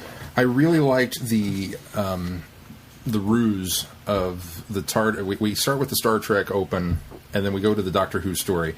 And the TARDIS lands in San Francisco, and it's, we're going to go do this. And then all of a sudden it's like, oh, the android over here, and you're like, what? What? Yeah. And we realize that they've landed in the holodeck while it's active. I thought that was a very clever way to do this. Unfortunately, the second issue opens with the Star Trek mission on the planet, and kind of doing all this. It seems very disjointed. It doesn't fit at all. And then you get the, why don't you go up and test the holodeck for me? So it seemed like it was really shoehorned in there. Now the mission on the planet did come back, later to pay off some dividends. Which I was a little concerned it wasn't, actually. Yeah, it really didn't feel like it was going anywhere. The other complaint I had with the stuff in the, maybe yours is not this, the last issue, the Cyber Controller. Oh, the green. What's up with this font? That's really hard to read. Yeah. I literally had to do this in order to be able the light green on white. It's text white text on a green background, and it's in that weird computer font. Light green background. Not to mention the worst cover of all of them is that last one. Yeah, I don't like it when they put the cartoon bubbles over their heads going, in this episode, blah, blah, blah. Oh, blah. yeah. You know what they've done? They did subdue the green a little bit in the next issue. Is it better? It is better. Oh, yeah, that's way better. So it's just the preview print Yeah, then. it must have been. Okay. Not that I'm complaining, IDW. Thank you for the preview. That happens. You have to be very careful with reviewing things on technical basis when you get a preview copy, because it does happen. That does happen from time to time. But they realize that it doesn't work as well. So he doesn't work. But no, this reminds me of the cover for this one is the absolute worst of all of them. And not to mention that. Okay, now what have we done here? We've used this watercolor look with this new this type of art, but now we're trying to make it that 1980s splashy, comic with it. Which I would have loved this if this would have all been done in this style, but we've mixed two styles here, and it doesn't work. Yeah, the splash page on the cover is not. That one would have been all right. I think that style would have been ideal. It's not very, it's not very exciting. You realize all of these release. It just kind of depends on where you get. But I mean, these are alternate covers. This is an alternate cover for the last one with Worf, Amy, and Roy with phasers. But it's really not a very representative of the last issue of this series either. I did really like how Amy and Rory were trying to be very much. The doctor said no phaser or no guns, and Worf's like, "Is the doctor here? You're going to be stupid, or are you going to take up arms?" Which was a very Worf. Empty hand is stupid. Yeah. Because the doctor says, I don't like guns. Guns are stupid. And then later, Worf says, an empty hand is stupid. So we get to the end, and the cyber controller. So we a couple of nifty little things is that the Cybermen have turned on the Borg. They've deleted their command programs from the computer directory, so they can't do anything. They're all kind of in hibernation. And now we're racing to the Borg homeworld because the Cybermen are going to blow them all up and assimilate them or whatever.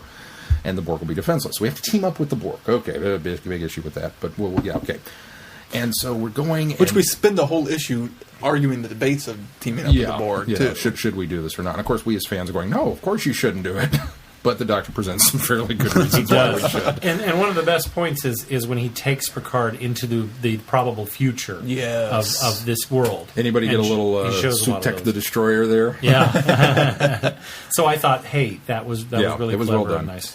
So we get there and we defeat them, and we although I did find it a little weird that they go to Raxafakal, the Slitheen planet, and he shows them the Jadoon, where, for all intents and purposes, they don't exist in this universe.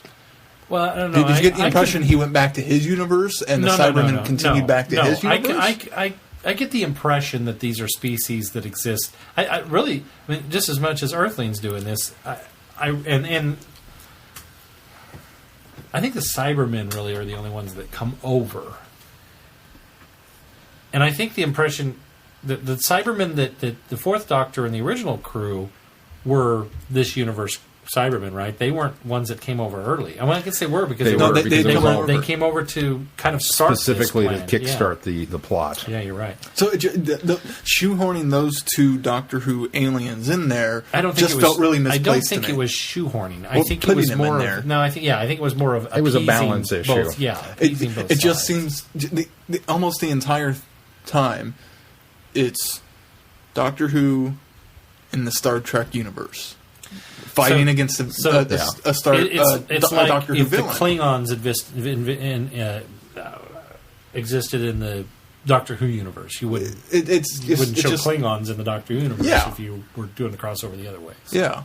Especially since the Doctor said, "I've never heard of a Klingon before." Yeah. You know, until this moment. There's so much That's establishment that this is a completely separate universe. That's true. Yeah. That those two species should not exist. What I did appreciate I about didn't that, have a problem though, with that. was the idea that the Cybermen could are converting them. That is very well, cool. converting other species than Yes, human, which not was an just idea human. that we didn't have any basis Correct. for until last week with Neil Yep. Gaiman. So it was exactly really cool to follow that up with this and go, And I love the aha! modifications of the Cyberman armor. We've got the horns for the Yeah.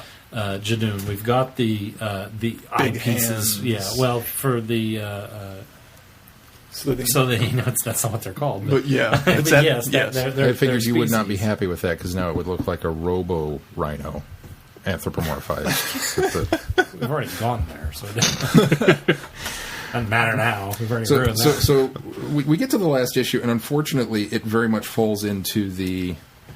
This is one of those Talons of Wen-Chiang moments where we spent way too many episodes getting to the finale, and now the villain is going to monologue. The cyber controller gets up and spouts a ton of dialogue at us, and ultimately, what happens This book is really wordy. they wrestle him to the ground and almost a beat novel. him to death. I mean, that's really what happened. Well, they Well- rip out the chest plate, the Yeah. chest thing, and yeah, it's They wrestle him to the ground and Quite- beat him to death. That's Quite what frankly, though, when that happens, I thought, oh, that was kind of wrapped up really quick. And so when we get back and there's the double cross, that the Borg try and take over the TARDIS. and there is more of a grand takedown there with Data taking in or the TARDIS transferring itself to Data. see, but I thought that all was very underplayed.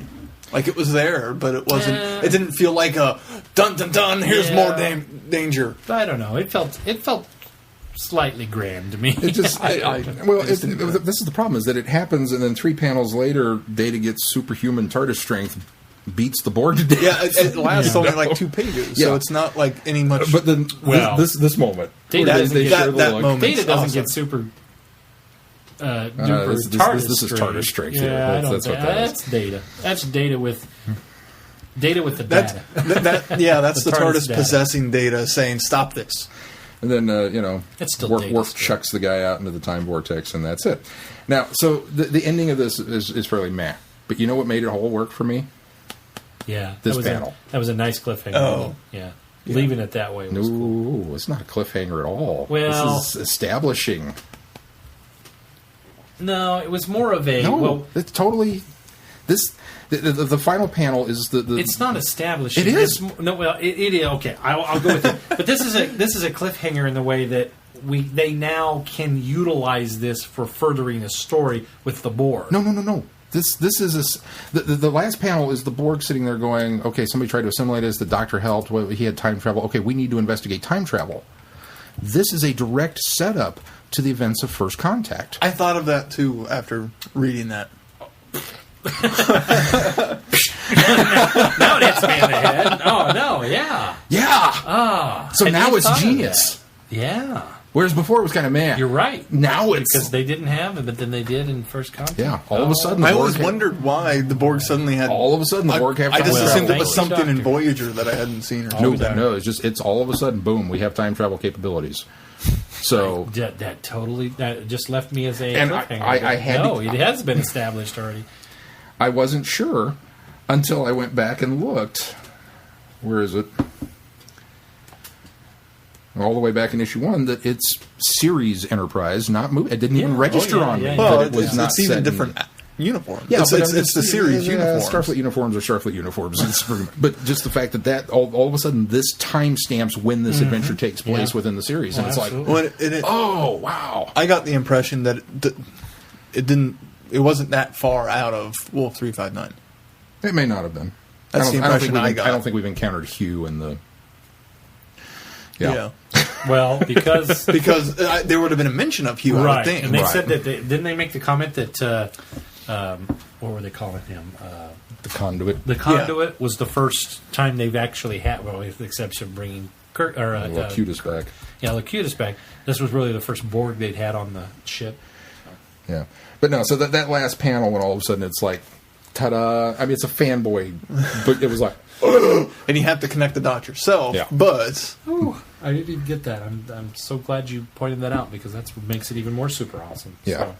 So. For me, it rescued the issue, quite honestly. I mean, I mean, Well, it certainly raises it a little more on my scale of whether I liked it or yeah, not. and like I said, I really think who are the geniuses responsible for this? Of course, I picked the first issue to flip through, which has the most alternate covers. Scott and David Tipton with Tony Lee.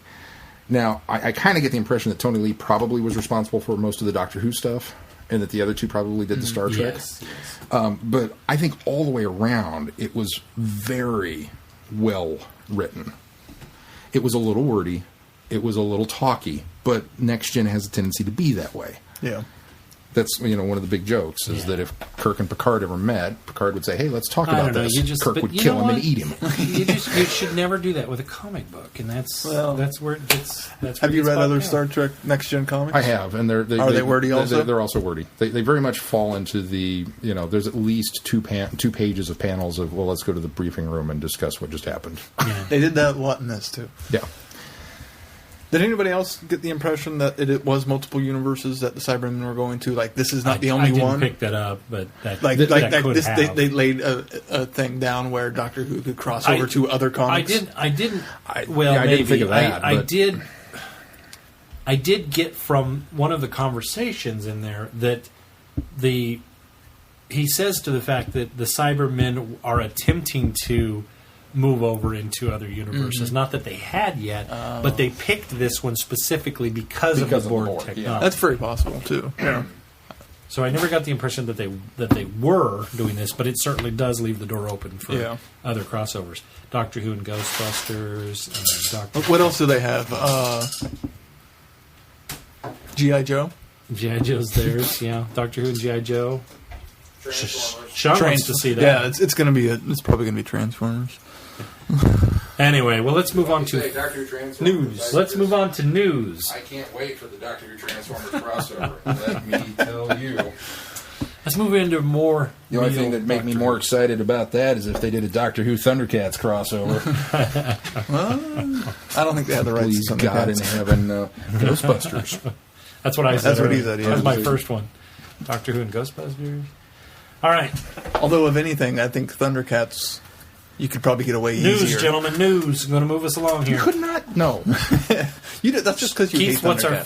feast? What's our feast? What's our first bit of news? BBC has confirmed Series 8 of Doctor Who, with current showrunner Stephen Moffat on board. BBC hasn't officially said if Jenna Louise and Matt Smith will be on, but Matt has recently said, yes, I'm doing Season 8 or Series 8, and Jenna has previously said, I've already signed a contract for Series 8. So, we get this Team TARDIS for whole new Series 8. Not sure when it's going to... That's coming out of the BBC for certain. That 8 is coming, yes. And that Stephen Moffat is coming. Right, but we have no direct confirmation from the BBC that That Matt or Jenna Matt or are Jenna. no. Both of them confirmed independently of BBC confirmation. I see. Yes. I see. Which is kind of like Carrie Fisher saying, I'm going to be in Star Wars. It's expected to begin filming at the end of this year or the beginning of next year, which suggests the autumn or fall transmission. So back to normal business as usual. So Yeah. back to Back pretty to much. what we're dealing with now. So And what they No, were it means setting they probably won't split it up next It's what year. they were setting up for with this year. I see. Yeah, you're right. Yeah. Maybe. Well, no, they did fall for 3, and then they did spring for 3 or 3 A run. for a run. I get 3 from Christmas and then spring for a run. So I wouldn't see. I don't know. I don't. I see them doing that again. Well, no, because No, we got... I think previous that to was the season, mostly- we got all 13 episodes in a... no, that's what I'm saying. Yeah. Well, no, But- previous but- to the last previous season. to the Previous to yeah, this, last this last season. 7. 6 split up in 2. yeah. Oh, 6 was split up too, wasn't it? Yeah. 6 was the first. Well, but one. only over the summer, not over... Right. They went Yes. Yeah, spring, okay. split, summer, or spring, summer, fall. So spring, split, fall. And then then we waited an entire year, and they did fall, winter, spring. So they skipped. We Right. were Okay. dormant. You're right. So I think that's what they'll continue to do is they've successfully shifted it so that now it will start always in the fall for the first half of the series. we'll have to wait out the winter, and then I don't know. I wouldn't be spring. surprised if they just. It'll be cut through. difficult to do it though this year because Series 8 we have to wait another entire year till the next fall because that will be 2014, right? Yeah. So have we heard? Is there still? Has anybody commented on a Christmas special for this year? There is. Yeah, BBC also confirmed the Yes. Christmas So special. that will be on top of the episode- anniversary. We'll get the 50th episode 1 anniversary, of season and then 8. we'll get the Christmas special. Even though nobody counts them. And then as we have to episode wait 1. another 8 months, and then we get Okay. Doctor Who returning in the fall. So That's going to be a heck of a Christmas special. Because following up the 50th Yeah. anniversary, oh my gosh, I think they're going to go smaller they with probably it. will. They'll go small and Because just you fun. can't top Fun the romp. 50th. Yeah, they'll go that's fun romp. just it. It's going to be, you might have to, could depending on how put disappointed we gold-plated are. latinum out there, and it'd be like, nah. Not as good. Second bit of news was the video that you guys had me watch tonight with. Oh yes, Matt because which ties into the news you brought. Because the spoilers weren't posted online, they released a link. That's what it was. Okay, I wondered what. Yeah. Okay. They released a clip about 90 seconds Yeah, about a minute and a half. of Matt and David talking about Doctor Who and filming the 50th. It's a behind-the-scenes clip Yeah. that you would expect on if it were still around, Confidential. Yeah, it's true. Great. Now I'm depressed. So hopefully that, you know what this tells me. There's more to this interview, so it will be included on the DVDs for the 50th anniversary. I would assume. Yeah. One would hope. And if you haven't seen it yet, we do Makes have the me link. wonder how they're going to set up the DVD box sets. Or are we only going to get the 50th and next Christmas special individually? I don't know. No, the Christmas special will be boxed with 2014. That seems so far away to box it with it. It'll still be released individually. I'm going to go out on record now and say the 50th anniversary will be a standalone disc in the same way the specials were a standalone season. Where did the Doctor, the Widow, and the Wardrobe? It's on fall? Series 7. So- Series 7. So we get that and the Snowman. but there so we was- get 2 Christmas specials on that particular. No, I'm sorry. It was on Series 6. It It was on on the 6. end of Series 6. Yeah. Okay. Was it? Pretty sure. Yeah, because Well, they're not going to wait around. 5 to put was the, Christmas. This year's Christmas No, special. 6 was on it. Christmas Carol. No, yeah, you're right. 6 was Christmas Carol, so 7 was Doctor Widow and Wardrobe, which we don't Which we know don't- because we haven't gotten it yet. Yeah. It's reportally on So it series. will the probably entire be on Series 7. Yeah. More than likely. If not, better run out and get your copy. Yeah. That's a good point. I didn't think about that. Because they're not going to make you wait. Now that once Series 7, well, we already know that the second half of Series 7 is available on DVD if you live in North America and pre-ordered it. They're not going to make you wait until... I saw somewhere there was 200 some. That was it. I got it. The Yeah, number is right it- here, 210. They're not going Was that to from Ken? make you wait until Is that next from year. Ken Deep? That's No, where I this saw is it. no. This was the BBC. This is actually from Moffat himself. Oh. Yeah. He says it. Is what? I know they'll release it individually, but I would like to know. I'm sure they'll get Am I an going to have to individual turn release as well. around and resell that one? Or am I going to wait? Did you buy it? No. I You're If I good to do. go. Just wait a few more weeks, and the series will release all No, together. I mean the Christmas. the next Christmas one. special. Let's worry about that in 8 months. They're- Okay. I'm planning out ahead. Doctor Widow and the Wardrobe will be released with the complete Season 7 box set. That's all we The have to worry about 50th right now. anniversary will come separate. The new Christmas special will be the beginning of the Season 8 box set. Yeah, That's I how have it's a going to feeling- plan I have out. a feeling that's how it'll play out as well. Okay, that's Well- established. Now let's move on. And then, of course, this week, after everybody did a pretty good job of not spoiling it, Thank you guys for not spoiling it. Stephen Moffat did release a special thing via the BBC Doctor Who page, thanking the fans. He says, "Our biggest surprise, our most secret episode, a revelation about the Doctor that changes everything. And we'd have got away with that too if we hadn't accidentally sent Blu-ray copies of Name of the Doctor to 210 Doctor Who fans in America. But here's the thing, never mind us blundering fools. Check out the fans. 210 of them with top secret episodes in their grasp, and because we asked nicely, they didn't breathe a word. Not one.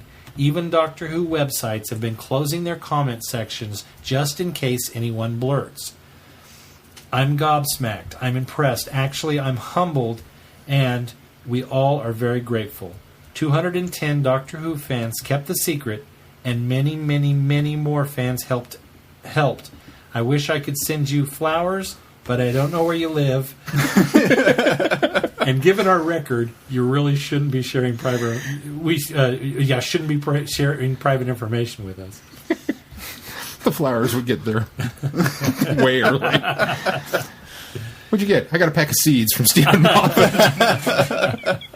And that's just a brief excerpt from what he did, but that's kind of the bulk of it there. So. I wonder how much of that stems from the initial over the last spoiler thing that happened. I mean, when that one fan went to the screening and blurted everything out online, and Moffat was so anti, I don't want you in my fan club, kind of stance. But he should be still impressed because they kept Oswin a great secret. Asylum of the Daleks was very much kept secret. So I'm hoping that maybe it took that incident to kind of let everybody know that this is kind of where we need to be at in the flow of fandom. And I'm very appreciative and grateful, just like he is. But I wonder how much of it stems from that incident, or if it's just people are cool. It's only 210 fans, but that surprises me, quite honestly. That's a low number. I would have thought that is true. If you pre-ordered it, there were, because I was under the impression that everybody who pre-ordered it got it, which means there were only 210 pre-orders. But no, it was just a batch of pre-orders. They were saying that last week. Oh, so it was okay. It wasn't all of the pre-orders. It just happened to be a particular batch. That how much would that have sucked if we'd all pre-ordered it and none of us got it? I'd have been angry then. I wasn't in that batch. Yeah. I don't know. Thank you, fans, for being cool. So next up is feedback. I was prepared. Are you using iTunes still? No. It's going way back to the 80s. Many of you may not know this one. You've gone further back than the 80s before. Yeah, but nobody remembers this one. This is the end. The end of season 7. Gonna live and die in our feedback cry. Fanboy heaven. It's been 50 long years. The question's still burning. The Trenzalore graveyard's full of tears. And we're no mockers. The name of the doctor.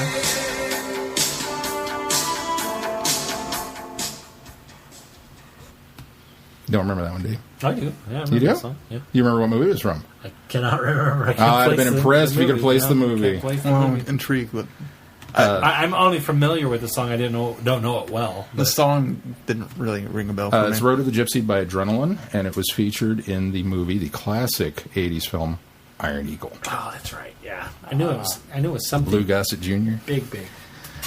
Yeah, because big. Iron Eagle, big. Oh, Iron Eagle was huge in the 80s. It was an That year HBO it staple. came out, it was huge. Everybody went and saw it. They were expecting to see, Top Gun or... that was That was And they before, were it was disappointed. Top Gun. Pre-Top. I think it was 84. Quick, him to No, bed. it wasn't 84. It was later than that. I don't think Hold so. on. The magic powers of MJ. What was that? Maybe that was the first big one that started the whole airplanes. 86. And, yeah, Was I it? didn't- Okay, well, I same thought- year as Top Gun. then. Okay, maybe that's what it was. But yeah, I remember there was this whole slew because then Firefox came out a year later or something like that with Clint Eastwood. Talk about that Clint There was Eastwood just movie. a lot of the. That's not to be those- confused with Foxfire, right? Or that's what I meant. Foxfire. I thought Foxfire was a completely different film that had nothing to do with planes. Foxfire is a completely different film. Firefox is correct. Oh, I had it right. You Okay, had it okay. right. Firefox thing. Yes. I think. Anyway, there was a Wow. whole slew of those. Did you know that Iron Eagle had 3 sequels? Yes. Unfortunately. One of them was direct to video, I think. Maybe both were. The second one was 92 not, but- and 95 are the last two. 95. You want I to talk think, about was an direct to unnecessary prequel. It was a prequel? Or sequel. Oh. Well, all of them were unnecessary sequels, but the second one especially. Yeah. Oh, my... I've seen them all, but I God, worked in a it was video bad. store, so that's Well, probably yeah. All right, who's up first? Odd Duck Phil. He writes, comment, question, comment, horrible murders. Horrible. Horrible. Hey, who Peekins. This may be a long one as I have to talk about both the Crimson Horror, Horror is just better than horror on every level. A horrible murder is bad enough, but a horrible murder is something else entirely. And the Nightmare in Silver. So, the Crimson Ore. Great, fun episode. You really got to emphasize that. You got to aura. Aura. Aura. It's the Crimson Aura. Aura. Aura. Horrible murder. It's an horrible Horrible murder. Great fun episode. Everything that needs to be said about this episode has been said already. The beginning seemed to jump around a bit and drag on before we got the reveal and the opening credits. But looking back, I think that adds to the overall feel of the episode. I almost got angry during the episode when Strax was dismissed, but thankfully he came charging back to save the day. The one problem I had was the very end with the kids. The only way they could have found all of that is someone guided them to it. I reserved judgment in case that was revealed in Nightmare, but since it wasn't, then I guess blame has to fall on the episode where it happened. Granted, the end could reveal that someone needed the kids there for an overarching plot. I guess I'll know on Monday when I get a chance to see the finale. You know what else is horrible? Superman 3. Continue. Nightmare in Silver. Big sigh. Oh no. Let me say that this episode was good television. It was mediocre at best Doctor Who for me. I'm not going to lump it with Fear Her. Which is truly horrible. And it's still not my most disappointing episode of the series. That's Journey to the Center of the TARDIS. But given how much I loved the Doctor's wife, I expected more from Gaiman than I got. As has been said, Davis was great, but I expected no less from him. Although I'm surprised others didn't realize he was the Emperor sooner. I swear the captain looked to Porridge every time Clara gave an order she didn't like, as if she was looking for confirmation that she had to do it. And I loved that Clara actually got to do stuff in this episode. Yay! So what are my problems with the episode? 1. The kids. Yeah, it's been talked about to death. But to quote Angie from this same episode, the kids were stupid. Stupid. They were unnecessary. You don't need kids as hostages to spur the Doctor on. You could have grabbed anyone on the planet who the Doctor perceived as innocent, and he would have fought just as passionately as he did. That's who he is. Who he is. That's funny right there. They blackmail their way onto the TARDIS, almost get killed, and then go home. Well, that was all pointless, wasn't it? Sorry, and by they, I mean 99% of the blame falls on Angie. Sucked, and the episode was far worse for their inclusion. 2. The Doctor / Cyber Planner. Yes, Smith did a great job with the back and forth with himself. And if the Doctor had somehow been possessed by the Master or Davros, I would have thought it was a brilliant performance. But these are the Cybermen. Maybe my interpretation of them is different than everyone else's, but I see them as rational, cold, and logical, not mustache-twirling, scenery-chewing villains. In fact, while they're certainly adversaries, I don't see them as evil. They don't act out of malice. They're trying to upgrade the universe. Those that struggle against them are clearly flawed and thus require said upgrade. It's nothing personal as personal requires individuality, something Cybermen lack. As passionate as the Doctor is, I think a calm, cold, and methodical cyber planner would have contrasted nicely and further shown Smith's acting abilities. There's something to be said for that. I like the Cybermen in this episode. I like seeing them upgrade, and making them super fast makes sense. That being said, super fast Cybermen strike me as wrong thematically speaking. The theme of zombie stories is death. You can't run from it, you can't fight it, but it is inevitable. You can run from it. I'm sorry, you're right. You can run from it, you can fight it, but it is inevitable. They do not run, but they do not stop either. All you can do by struggling is draw out your end. I've always felt the Cybermen, and the Borg for that matter, take the same theme and add fear of technology replacing the individual. As technology advances, eventually all are cogs in the machine. While it makes sense for technology adaptive beings to become faster, I like my Cybermen like I like my zombies. Slow and inevitable. They don't need to be fast. They just keep marching onwards. I think each step brings them closer to your conversion or destruction. The massive army... I'm sorry, go ahead. He must like his podcast like he likes his zombies. Slow and inevitable. The massive army marching methodically toward the castle was just oozing symbolism. But given they can go all $6 million man, why not double time it and get it over with? I gotta agree with that too. See, I got the impression because it was just the one. That's why he double timed it. Necessity called for just speed, where the army marching doesn't necessitate it, but logically, doesn't it make sense just to? Logically, it makes sense not to use that extra process power for something that's inevitable. Anyways, he continues with, I hope I'm making sense with all this. Like I said, it was good television, but mediocre for Doctor Who.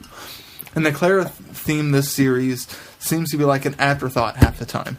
Given that the finale will air before you read this, I could end up eating crow, and I'd totally be fine with that. I trust Moffat to pull this off, I really do. But given what they set out to do with only half a season, and given what they've revealed thus far, if it was anyone but Moffat, I'd be worried that everything couldn't be pulled together in time. Odd supercritical killjoy Phil. Thank you, Phil. You've completely ruined the episode for me now, and Really? I can't disagree with a lot of things. He makes some very good points. It didn't completely ruin the episode. It's not as great as I don't like it as well as I feel like Phil put into words what I was struggling with last week. This was it. This was where my brain was like, and I couldn't get it out. Well, between you and Phil, it kind of brought my my joy of the episode down. So, oh, good. I'm glad it rubbed salt in the wound. No, that's Superman all right. 3. You'll never convince me that's a bad movie. It is a. You can say, oh my God! You can come up with the best argument for that, and you did. You came up with a terrific My senior argument thesis is now going to be why Superman 3 is a bad film. I will make it my mission in life to make you open your eyes and see this is a bad movie. I will save you from yourself, Glenn. I take that responsibility. Thank you, Phil. Up next is a Phil of a different variety, Dr. Phil. He sent in some audio. Let's take a listen. Dr. Phil with some thoughts on The Name of the Doctor. Now, there were some things I would say I loved about this episode and some things I would say I didn't. I want to start with the things I didn't like, and mostly it was the, Forrest Gump inserts at the beginning of the episode. I think the heart was in the right place. I'm not sure if the execution was particularly successful. That being said, the kind of ghosts in the timeline of the other Doctor's selves was much more convincing at the end of the episode as they ran past Clara. And anyone else have the vibe that the bad guy at the very end of the episode, played by John Hurt? Now, there's a big surprise in the casting that no one really paid much attention to, being maybe that is the Valeyard. And what if there's some sort of retcon coming saying who actually was the one who ended the Time War? Because it would be really neat if the Doctor was the sole survivor, but the Valeyard wiped everyone out. That would be kind of amazing, but that's just my little speculation at the end of it. At the end of the day, I'll probably watch the ending a few dozen more times, and then go back and watch the rest of it. Performance is strong as always, and I think I'm not going to be the first person to point this out, because I know that Siobhan Galachon mentioned that Lawrence Miles, when he wrote the novel Alien Bodies, already had a future version of the Doctor who was dead as a very central part of his contribution to Doctor Who mythos. So in a way, it's kind of stealing that little germ of an idea. Nonetheless, have a good read about that story. It's supposed to be very, very good, and it's an Eighth Doctor novel. Anyway, can't wait to hear what everyone else has to say. I'm just going to go back and watch the ending a few more times. Take care, guys. Bye-bye. Thank you, Dr. Phil. And, you kind of bring up a very interesting point, since the Great Intelligence mentions that one of his future names is Valiard. Yeah. We'll talk a little bit about that later. But he also, Dr. Phil also sent in some more feedback saying, I'm hurt, Ian. After my brother threw out a theory for the 50th, I stumbled on a set pic from filming, which is rather confirming part of it. Look only if you don't mind seeing what John Hurt is wearing, which may explain a lot. I think it is spoilery, so I warn now. I think it is very spoilery. Not joking. If you haven't seen the set photos, then would love to know what you guys think. The 50th could be amazingly amazing. Hitchhiker's Guide quote, sorry. And he included a link to the picture and says, and just signs off with Bill. Now, this is the picture that we discussed in Colton's email last week. Yes. Which we kind of danced around and then decided, we're just going to go ahead and talk about it. So, yeah, I don't know if you want to put the link in the show notes for the actual photo and then kind of, fly the spoiler flag above it. I think a lot of people have seen it. In fact, I was kind of surprised that Phil hadn't seen it yet, because that one's been floating around there. It's been floating around for a while now. But just in case you haven't seen it, spoilers attached. But we'll put it up in the show notes so that you can. Do you guys want to add anything to what we discussed last week on it? Or do we want to stand by our statements? Or do we want to make any changes? We got an episode to review, and I think that's all going to come along with that. I think it's going to come along with that. Okay. My thoughts are come along with that. We'll wait with that. Up next, David. David writes, regrets? I've had a few, but then again, I never fought Strax in Glasgow. Glasgow. I was right the first time. It's Glasgow. Glasgow? Blue? Well, Glasgow. I'm sorry, it's Glasgow. I was right the first time. You're right. I flipped it in my head. I was like, everybody says Glasgow. I knew how to pronounce it as soon as... It's one of those stupid words. I read it and went, no, that can't be pronounced that way. It's got 4 Qs. Kumri. Kavula. Okay. Dear Vortex Travelers, well, after a journey that began all the way back in September, Series 7 has come to an end. And what an ending it is. To quote you guys, dun, dun, dun! All in capital letters, I want the listeners at home to know. Wow, wow, wow, wow, wow, wow. Oh my goodness. I have found an episode which I will hold up in the same light as Genesis of the Daleks, and deservedly so. All those doctors, Doctor. We finally saw the TARDIS being stolen, even if it seems that the TARDIS no longer chose the Doctor. John Hurt. Just wow. I found Smith and Coleman to be in top form as usual. Alex Kingston was kind of more in the background, but I still found her to be giving a great performance. I guess we can call Jenny the girl twice dead, too. And I felt shivers when Strax turned villainous. Speaking of shivers, John Hurt. I could barely breathe when the revelation hit. So there was a different Time War Doctor to 8? Also looking back, the voice from the Pandorca Opens, which says, silence will fall, sounds a bit like Hurt. Speaking of which, where were the Silents? I missed them, so I guess we won't see them again, sadly. Still, the Whispermen were almost... No, they weren't. They were cool. And Richard E. Grant. Grant me permission to say that I've loved him as the Great Intelligence, but I just wish the Great Intelligence would have caved in and stopped being so fussy when it came to not using Yetis. They're so much better at decimating people than the snowmen, spoonheads, or faceless people in top hats.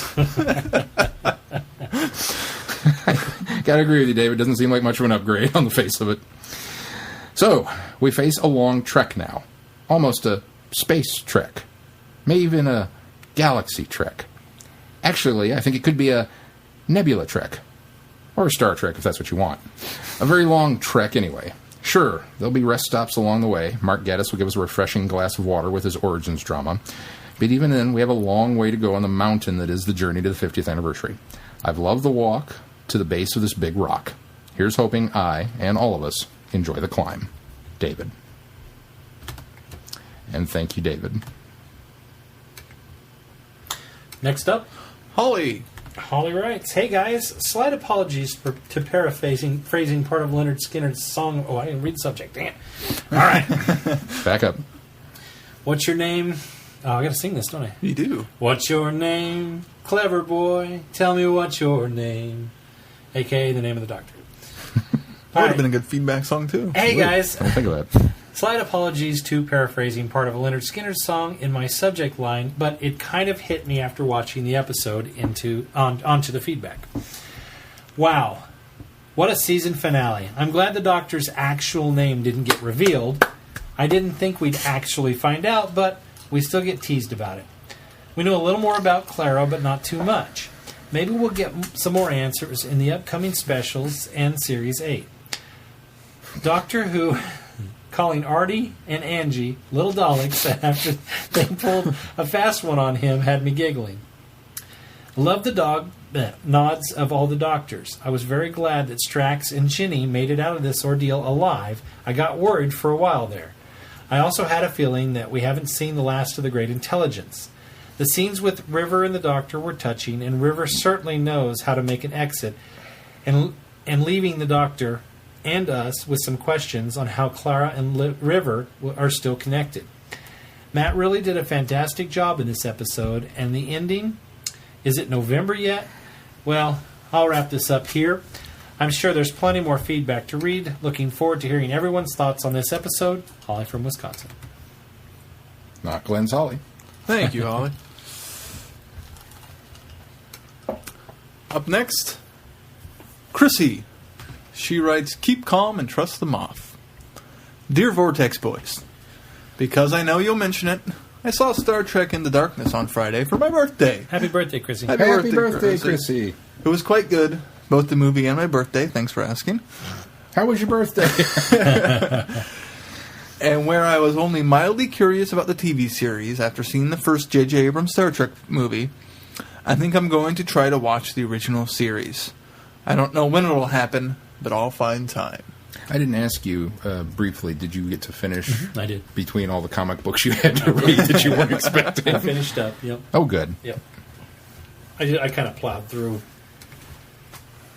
the last 5 episodes I had of Series 3. I should have brought that up, what I did this week.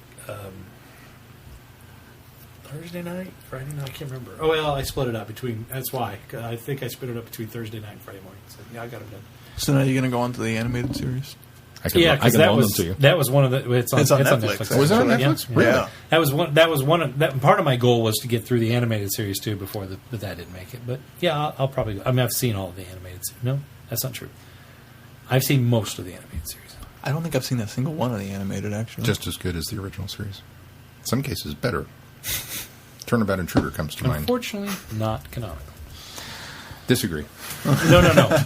It's officially not canonical Disagree. because Paramount won't allow it to be canonical, despite all of the canonical references. Paramount is very adamant that the... Has Next Gen ever referenced it?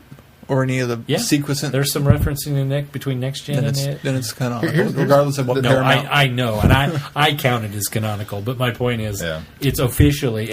That's one of the very few things that an overseer of a series has ever come out and said, that is not canonical. We don't count that in the canon of Star Trek. Kind of like George with the Christmas holiday special. Yeah, well, Paramount was very specific about has to be filmed, live action adventures. That's canon. Everything else is not. Despite the fact that there's one particular episode of the animated series that gets referenced in just about everything. Yeah. Because it's so well written. And it's written by one of the writers of the original Star Trek series. So, you know. So then does Phase 2 count? It's live action and film. But it's not Paramount. It's not Paramount. Back to Chrissy. On The Great Gatsby, you are on your own with that. I read the book in college and hate it with every possible ounce of hate I can muster. It's terrible. And the fact that DiCaprio is in the movie just adds to my desire to never, ever, ever, ever see a film version of the book.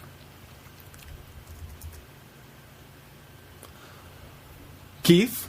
I thought Sean was going to respond. But... No, I got distracted by your wall. Oh, okay. Keith, if you're planning... Walls are very distracting. Shiny. If you're pushing my buttons on wishing that the Doctors Revisited would show Warriors of the Deep for the 5th Doctor, it won't work. It's one I actually like. I'll explain later. Watch my blog. Although Glenn's lecture on the history of Microsoft Windows, I imagine Sean staring at Glenn all through Glenn's lecture of the history of Microsoft Windows. I imagine Sean staring at Glenn blankly as if to say, "What in the world are you doing?" And it just took Glenn that long to figure out that he was being glared at. Goodness no, I was glaring at my iPod through the whole exchange. Not that it did any good. Sorry to bore you, Chrissy. I totally get where Sean is coming from in his opinion of Nightmare in Silver, because I had the same thing happen. There were small pieces that I liked a lot, but none made me absolutely love the story like so many people do. It just felt like there was something missing from the overall package. But it's hard to say what that could have been, what could have been done better. I agree, Hyde is the best of Series 7B. At least, it is of me writing this on the Tuesday before the finale airs. Anyway, that just confused me. You were sinking that in. You were letting it sink in. Yeah. So apparently she wrote this in 2 parts. Anyway, now this is the portion of my feedback written on Sunday afternoon after I had time to process the finale. I have much to say in my review. Name of the Doctor. Top to bottom, left to right, back to front. Everything else in between. The best finale Stephen Moffat has written for Doctor Who. Quite possibly the best finale of New Who, period. Hands down, end of story. Up to this point, the Pandorica Open / Big Bang was my favorite finale, but this one topped it. Not because of all the classic Doctors, that was just the icing on the cake, but because of the way the story was constructed and acted and how well everything came together. Some of that can be credited to how the season has been structured by dropping hints about Clara and the souffles and the great intelligence and Vastra's gang and a huge chunk of Journey to the Center of TARDIS and the leaf from Rings of Akaten. I'm a leaf on the wind! For this being the season of standalone stories, there was a lot that came back to play and a role in the finale. And they're not even done yet. We're going to jump right into the 50th anniversary special. I hope that the story has a proper name other than the 50th anniversary special, because I'm getting tired of typing that out. It feels like everyone got the send-off they needed, even River. I'm glad that A, her story was tied up all nice and neat without taking away from the other things that were going on, and B, that she was given this send-off at all. It would have been easy for her story to end with the pawns back in Angels Take Manhattan, but I was pleased by her inclusion in this story. I do have to talk about the classic Doctors because that was beautifully done. I know almost nothing about the technical aspects of filmmaking, but I'm endlessly impressed by everything they did here. Putting Clara in the classic Who clips and integrating them into the episode was absolutely brilliant. All of it looked fantastic, and the fact they actually had her interact with the first Doctor was pretty gutsy. That could not have been easy to pull off, but it worked. From the clip integrating to the people dressed as classic Doctors running around in the background, the whole concept was amazing, and they deserve nothing but praise and applause for it. Along the same lines, while I love the 5 Doctors, that special is basically an excuse to get everybody they possibly can back for one huge party. And there's absolutely nothing wrong with that. I could go on and on about how the 5 Doctors was my first classic Who, and watching it made me want to dive into classic Who, just so I could learn who all these people, places, and things were. But in this story, there's a reason for them to be there. They are there because the Doctor's timeline is being mucked up by the great intelligence, and Clara is the one that goes in and fixes it all up. There is probably a wealth of stories just about all the different copies of Clara fixing the Doctor's timeline, and I wonder if we'll ever get them. If the BBC doesn't put out some sort of short story collection about Clara's covert involvement in classic Who stories, there will definitely be fan fiction. Of course, the cliffhanger. That was a doozy. And my first... Yeah, McCoy was sitting there hanging on the umbrella on the side of that cliff. And I look forward to seeing that. Is that not what she's talking about? The Dragonfire cliffhanger? Yeah. That's not what she's talking about? Apparently that's not. Oh, okay. And my first thought was that John Hurt was actually the Valeyard. Only because the great Intelligence mentioned the name earlier in the episode. Sorry, Keith, spoilers, but now I guess you need to watch Trial of a Time Lord. Yes, we know. We get it. Lay off, people. We're getting there. But then I started seeing theories that he's some weird regeneration between 8 and 9 that ended the Time War. But he abandoned his promise as the Doctor, so he didn't count as an actual regeneration of the Doctor. Whatever it ends up being, I know I'm going to love it. One minor note, of course we weren't going to hear the Doctor's actual name. Does anybody ever stop to think how Stephen Moffat episode titles deliberately mislead you? Though this one kind of works with the story in that it puts importance back on the chosen name of Doctor. That his chosen name is a promise he made so many years ago. To break that promise is the most terrible thing he could ever do. So instead of destroying any kind of mystery by revealing a different name, the story turned expectation on its head and pointed back to the Doctor only ever being the Doctor, and that's what he's always been, and what he's always going to be, and that's what's important. At the end of the day, who cares what his real name is? He's the Doctor, pure and simple. I have nothing but praise for this story, and I'm so excited for November 23rd. I'm starting to get what Stephen Moffat meant when he talked about honoring the past but moving the story forward. I have absolutely no doubts that's exactly what's going to happen in the 50th anniversary. Don't have many doubts to begin with, but you know what I mean. Like you all say, in Moffat we trust. But I just want to bake him cookies and tell him how awesome it was. Chrissy. Here, Chrissy. All right. Let's move on to our review of The Name of the Doctor. Bum, bum, bum! That's the fanboy in me. Yeah. Go ahead. Start. Oh, go! You end every week, so we're okay. going to get you to start. Top to bottom, start to finish, side to side, up and down. Yes. This episode fixed Season 7B for me. Although, here's the but. I still stand by what I said, that the Clara plot thread that was kind of sort of dropped and woven through all this stuff, knowing that this is where Moffat was going to go with it, I think we could have done a lot more with it.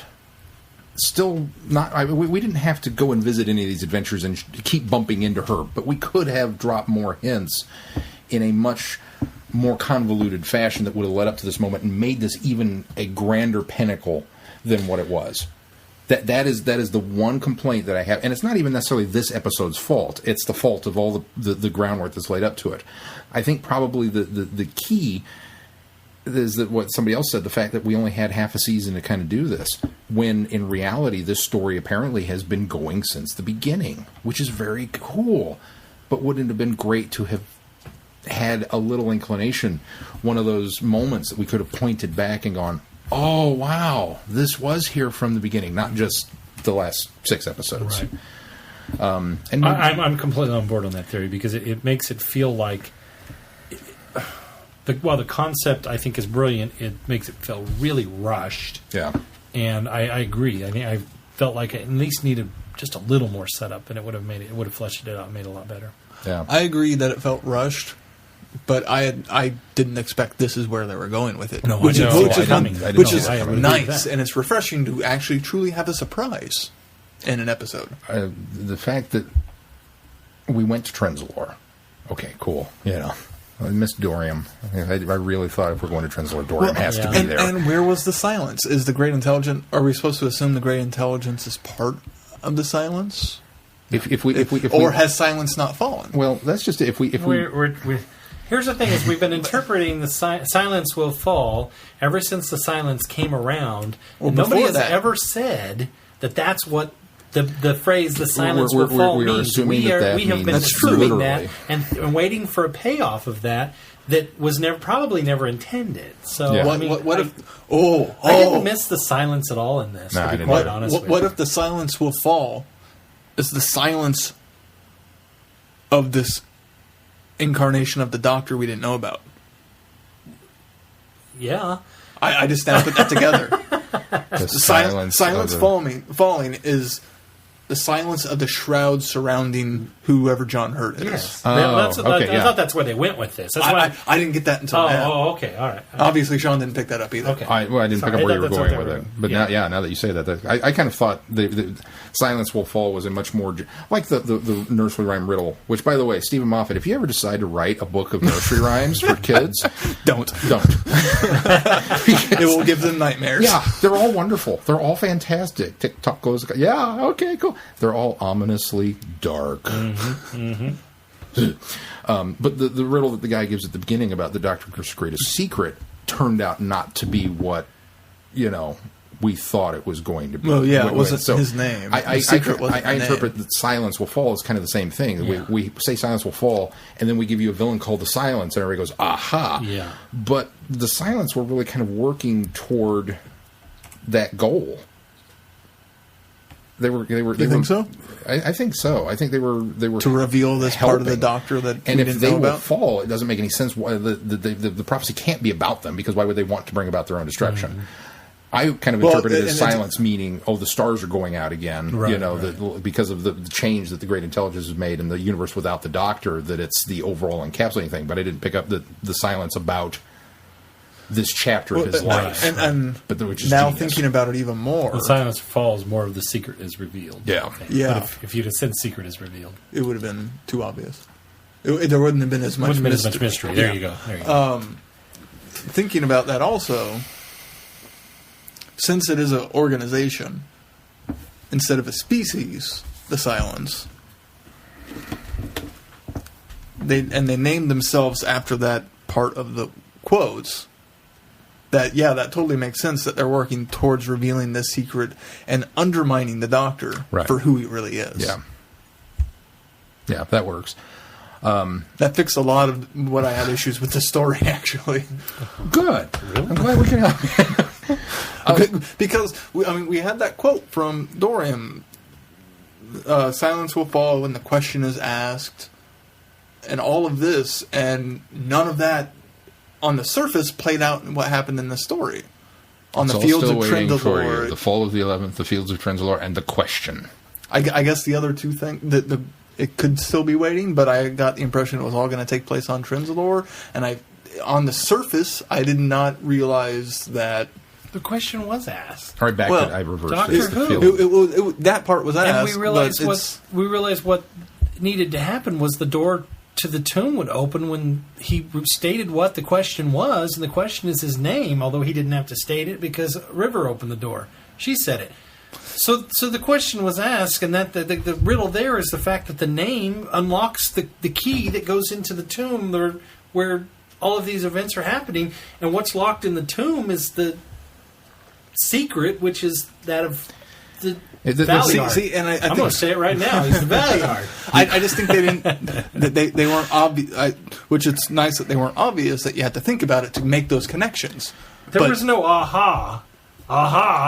You just answered that part of the riddle. The prophecy is now is now fulfilled. Yeah. It's all waiting for you. The fields of Trendalore. Okay, been there. The fall of the 11th. He did collapse in the tomb. Well, when the Great Intelligence entered his time stream and started mucking about, he was on the verge of death. The fall of the 11th to me was not just the physicality of him falling. His timeline fell. I mean, he was wiped clean from the timeline until Clara jumped in there. Right. So, that also applies. And the question that must never be answered. That's all part and parcel within that. Although we've kind of still skirted around the question not being answered for us. Mm-hmm. But yes. it was asked verbally. So see, and it's not until I really sat down to think about it that those things are obvious to me. Watching it, it's not. Oh, okay. Yeah. And so giving thought to the episode fixes some things for me, is what I'm saying.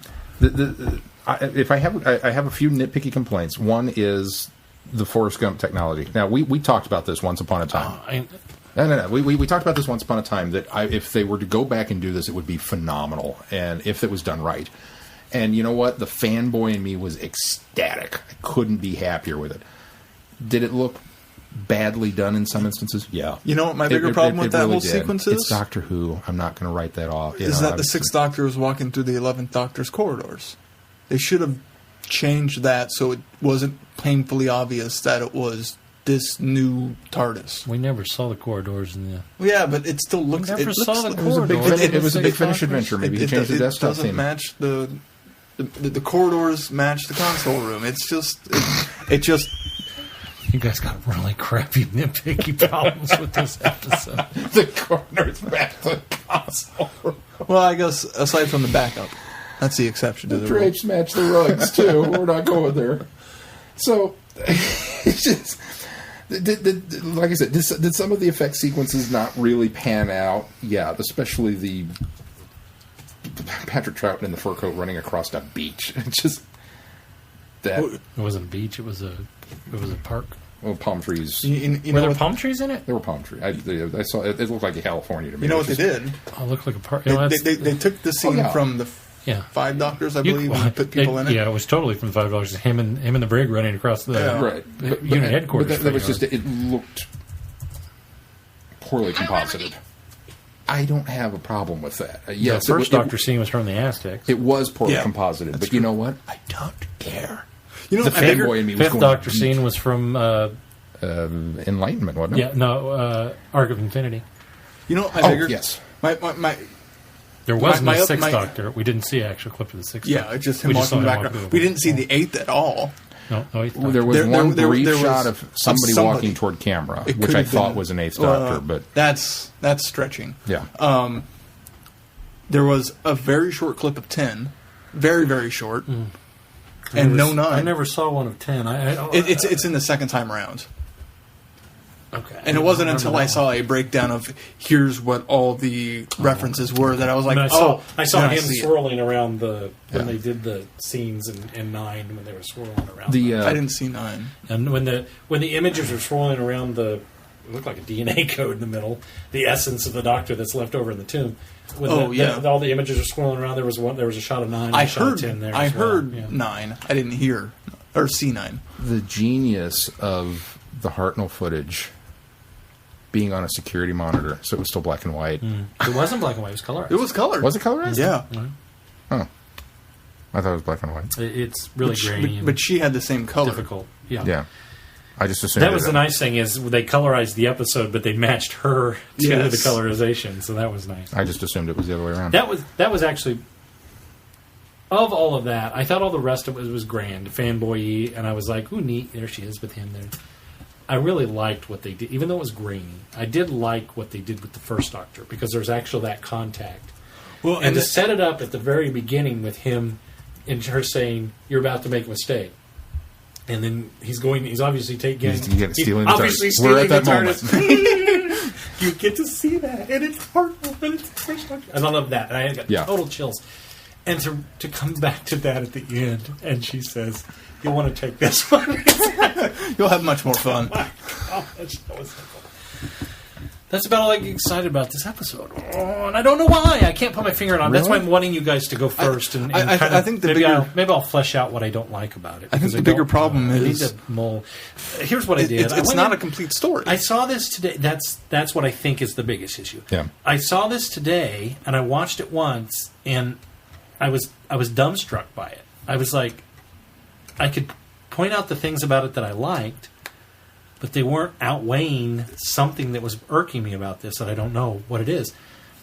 And so I decided, well, maybe I should watch it again, but I thought, no, that's not fair. I need to go into tonight's review. Especially after your spiel last week. I need to go into tonight's review I watched and it twice. then settle on it again, later. So that's why you guys need to go first because I'm trying hard not to pick apart. And that's things one of I the didn't things like. where it's half a story. We're going to get the second half of this story. Here's the 50th. Here's what I will say about this. This is what I do identify about it. All of this entire episode only felt like it answered Clara's existence, and it was all a long run up to the 50th anniversary. Disagree. While I very much enjoyed it, and some of the closing of the doors of it, I agree with you that it does feel like it closes the door. It solves the mystery of Clara. It closes the door on River. I don't think we're going to see River again. Yeah. Yeah, well, yeah. We are. It's not just no. You're right. You're absolutely right. Okay. Why is River there? That's my biggest question for this episode. Why is River there? Because she had to give his name so that he didn't. What point is that? I mean, why is she there? Other than she's a key, why is she there? Well, it holds a couple of different meanings. It does close her story. It closes her story, which is nice, because we kind of all said, hang on. Why is she there? Physically? She's not. Physically and not physically. How is she there? Because she's still programmed into the library computer. And where's... How... That's the problem. It was too much of a mystery. No, and if you're going to close the story, you've got to close all of the. No, because the fact that it's a dream, that's the key. Is what's a dream? The round table council meeting, whatever what does Strax call it? The conference call. The conference call. Okay, I did like that. Is a dream because Vastra tells Jenny time travel is always possible in dreams. So this is a psychic induced dream, which I had a huge problem with that. No, I didn't have a problem with that at all. That was a convenient device to me. It was convenient, but it was a really cool one, and it totally makes sense. It wasn't. No, I could totally buy that because I've dreamed. I had a problem with that. I didn't have a problem with it. That was a strike. No, I didn't have any problems with that at all. It allowed this character who at this point is dead. That we've established that she is gone. Which is, excuse me. What was really nice was the fact that in Angel's Take Manhattan, we get the reference that she's now a professor. I thought it was a nice setup to, okay, that could be the last time, but now we're going to have this post-death conclusion for her. Yeah. I like that. Well, and because we've discussed the night in the doctor scene where we're going on that date, and you know that is the last one, that is it before she goes off and does this.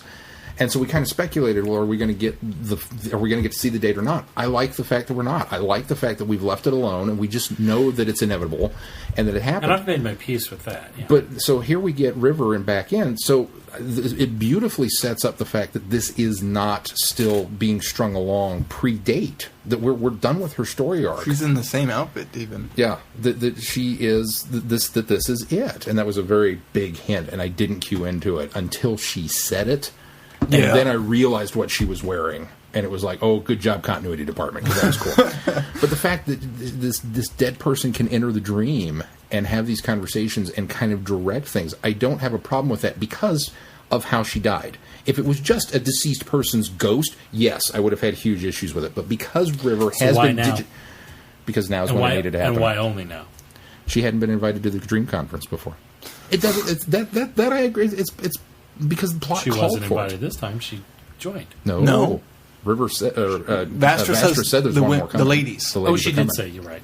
So she was invited. Now, how did that invitation get to her? Does Vastra know that she's dead? I don't know the particulars of that. And quite honestly, the fanboy in me is willing to let it ride off. I don't care. It is a convenient device. I will agree with that. But it works. It totally works because of how River died. If this was just a character that was dead that entered this conversation, I'd have had huge problems with it because now it's a ghost. And the importance of River is digitized information in a library somewhere. Sure. Yeah, I'm fine with that. The fact that she can speak... I'm fine that she's okay in there. And there's the throwaway line that she's still connected to Clara, and that's why she's at Trenzalore. I think that was more to give the Doctor hope that Clara was still alive. I don't think that really had anything to do to deepen River's mystery. No. But she kept the connection open with Clara. That's how she was able to show up on Trenzalore. They throw away the line, but only that's what I can't figure out. She can get into this dream, although suddenly she's materializing on Trenzalore, and the Doctor can see her, and she makes the one comment that I would have been. I'd be here adamantly arguing with you against River even being in this episode, and not posing it as a question. If she had not simply said, and she did, "I'm still connected to Clara. We're still essentially in the dream." Although it was the impression that I got. So the Doctor I'm hanging on that little tiny thread as to how River is there. The Doctor also mentions, "I always see you. I see you everywhere I go. You're always in my mind. You're always part of my thought processes." Which is great, except which means it's once Clara enters. That makes it a little esoteric for me. So once Clara enters, I understand that it's not the same River. It's his imagination of the River, and how he thinks River would respond to something like this. Yeah, that I agree. But now he's talking Unfortunately, to there's the a line physical connection with Clara. Well, that could not be. So that's horrible. That's terrible. The conference call is amongst these characters, and River's part of that. When Jenny's killed, and Vastra and Strax wake up, the conference call is still open between River and Clara. Again, because River is this data stream of information. I'm fine with that. Clara's awake, but she can still communicate with River because of that. No problem there. So we go to Trenzalore. The line is still open. Clara goes into the vortex of the Doctor's life and is splintered into a gajillion pieces and, for all intents and purposes, dead 1 billion times over. But River's still there. That's the message that she says. I wouldn't be here if it wasn't for the fact that the line is still open. It has nothing to do with River. It has everything to do with the fact that he can go save Clara, that it's not all hope is lost. I know, and she's not you're dead. right. She's You're right. scattered throughout his timeline. But dropping that line fixed to me that there's been a link between River and Clara. No, just for the episode. No, I know that. But I'm saying the only reason that I can accept the fact that River is on Trenzalore in some sort of digital form or not is because the link is open, because she's been the link linked is still with, open through the... She's been linked with Clara. Yeah, but the link is still open through that... You're misunderstanding what I'm saying, because that fixes the fact that there's the reason I'm still here is because...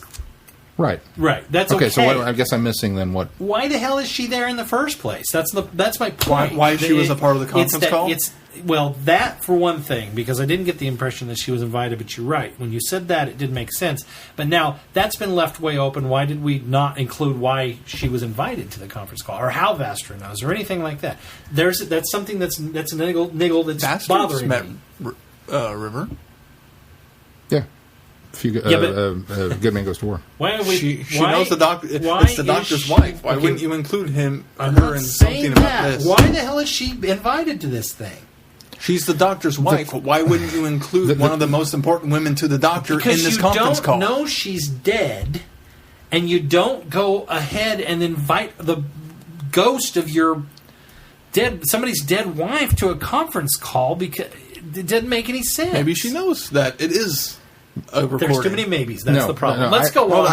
I'm not going to dwell on this because I don't hate that fact that she is. I just wanted something extra there. You guys are not. No. I understand where you're coming from now, and I firmly believe that Vastra, thinking that this secret, whatever this guy thinks he knows, is of such great importance that I need to reach out to River, who she has met, and bring her into this. So that's why the invite went out. I mean, I guess what I meant is she doesn't know.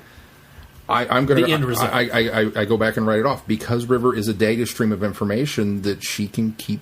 She can pick up that invitation wherever it was sent. It might have been sent to Stormgate or wherever. It doesn't matter. She is out there in the biggest library in the universe. She's going to have a way to access that. I have no problem with that. For the sake of argument, I'll accept that. So that's why she's there. Because quite honestly, if it came down to it, I kind of got the impression the Doctor would have let all of the companions die, including himself, before he opened that vault. When the Great Intelligence is there squeezing hearts and killing everybody, I think he'd have let him go. There's a reason for her to be there, don't get me wrong. And I understand the reason for her to be there. It's the practicality of her being there. It's really hard for me to swallow. But for the sake of argument, I will go with what you've said, what you've established. So... we got so sidetracked on that, now I can't think of what the next... I love the dust bit in the envelope. That was really... burn the candle. I'm not going to burn that candle. I didn't think you would, so here's this. That was a nice moment. I love the fact that... And the blindfold moment when she wakes up. As somebody pointed out, the little... Here's another thing. The little Daleks. And this is probably my expectations that's screwing me over on this one. The kids were pointless now completely in that last episode. This Agreed. I sat there and I defended last week that if there's more to it for the finale, then I'm glad that we introduced the kids and we brought them into this story so that we could set something up for later. And I was reserving judgment on the kids being there until we saw what was coming next week, that maybe it was important that Neil had to put him in there. We even talked about that maybe Moffat said, hey, Neil, we need these kids. No reason for the kids now. I'm wondering that which tells way. me Gaiman included himself. Well, that's what I'm wondering now is which way does that gate swing? Did Gaiman get the outline and he submitted it and then he had to come back and rewrite it because they said, oh, by the way, the previous episode, the kids have to go and he had to go with that? Or was it Gaiman's idea to work the kids in and then the previous writer had to go, oh, great, now I've got to include a scene for that? I think that which is way now. did that door Especially, swing? So, I don't know a lot about Gaiman, but from what I understand, he loves putting kids at danger. he does love putting kids in danger. But here's the thing, though, is that if it was really his, in that much danger? if it was his idea to bring the kids in to The Nightmare in Silver, why were they written out of it for so much? They were mindless zombies for most of that episode. They really served no purpose other than to be the catalyst for the Doctor to do something. Phil does bring up a point of anybody could have been the catalyst for the Doctor. I don't think Clara would have fought as hard if it weren't for the kids. Especially near the end. Maybe that's it. Because Clara was actually given things to do, and maybe it's because her kids were, Yeah, I think that's a good point. That's why. I love the fact that Strax goes fighting Scottish people and stays off. When is the Vastra Jenny Strax show coming on? I am so ready for this because they deserve it. I enjoy it, but I don't know if I'd want to watch it. I like the small doses. That's what I like, especially Strax. I know. Strax is great in small doses. Stringing that out would ruin it. More. It would be like Lone Gunman. It would be one full season of awesome, and then you could cancel it. It'd be all right. Did anybody notice, Billy caught on to this, when they get into the catacombs, the torches were Dalek eye stalks. Oh, I didn't notice that. Really? Yeah. I didn't notice that. And with the big ball on the end of flame coming out of it, and I kept waiting for, and I don't think it was anything other than just a little nod back to the asylum, but nice. It was, what else would be on the fields of Trenzlore in your tomb? Yeah. Sure, why not? I think that's what this episode should have been called, The Tomb of the Doctor. I think that makes a cooler title. Yeah, we've already had Tomb of the Cybermen. That's what invokes even cooler reference. I love the idea that the TARDIS is his grave, and that the TARDIS was leaking and made it leaking the bigger on the inside on the out, which made it huge. Yeah. And it wasn't until my second viewing that I realized, oh wait, this thing is bigger than a normal TARDIS. And then the inside, where the console room is all overgrown with weeds, and then that DNA strand replaces the console. I just the design and the reflection I thought was neat. From a practicality standpoint, have we now locked ourselves into that console room for however long the Doctor's got left? Well, there is. I didn't think of that. Quite honestly, that did cross my mind. I thought, but maybe he's just buried with his favorite desktop. I kind of would have liked to have seen. Maybe them, that's what I would have liked to have seen them do a completely new console. Maybe room that's what the console room looks like without the desktop presented on. Maybe projected he stripped onto it down, and so he just happens to be right now being with the core base, and then anybody else could project something else up there, and then when. Yeah. Okay, I'll buy that for $1. I don't need to convince you. It's the same reason River's Sonic looks like 10s instead of 11s. It's just necessity. Somebody screwed up somewhere. High marks to the set design and the production department, because I thought just across the board, I thought this. Let's talk about the story, because I didn't have a problem with any of that, and you're still not convincing me that the story was what was there. My only problem with this story, I thought that the idea that the Doctor, the Trenzlore, why can't he go to Trenzlore? The follow the blah blah blah. We've heard so much in just shadows and rumors and theory. That actually made most sense to me. Yeah, I know. Why can't he go? It's my tomb. Yeah. It's my grave. You don't want to know where you're. Yeah. You don't.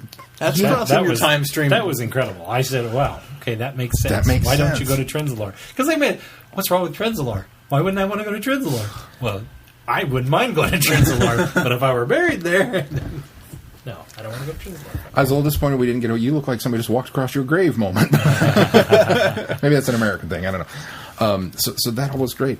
I like the fact that River's kind of the back door entrance into the catacombs, that her blank tombstone. But it was also a nice bit of foreshadowing that she is dead. We didn't pick up on it, but, she is there. So we get down in there. It was a nice moment. I like that. The great intelligence is here, and it's kind of orchestrated all this with the companions in order to get the Doctor here so that he can corrupt this. Now, how did he know about the conference call? Unless he set it all in motion, which he did, because the guy's talking about the Whisper Men will get you. So it was all planned out from, okay, cool. Okay, did you guys get the impression that guy was supposed to be Jack the Ripper? I wondered about it at first when she said X number of women. But 14 women? 14 women doesn't match up with Jack's official tally. She ate Jack. Yeah, And that's she what I ate thought, Jack. too. I couldn't Jack remember. disappeared, so he was never captured. I couldn't remember how many Jack had actually killed. 6 is the official attributable number to him, even though only 4 can really be officially classified. I just couldn't remember. But 6 is the number. Yes, I happen to know that. So I thought that was really great, and I love the fact that it was the great intelligence, kind of once again using Richard E. Grant's form to. I just love Richard E. Grant.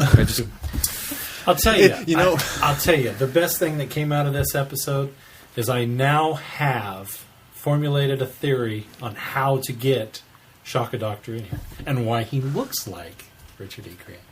Splinter timelines, baby. This totally fixed that.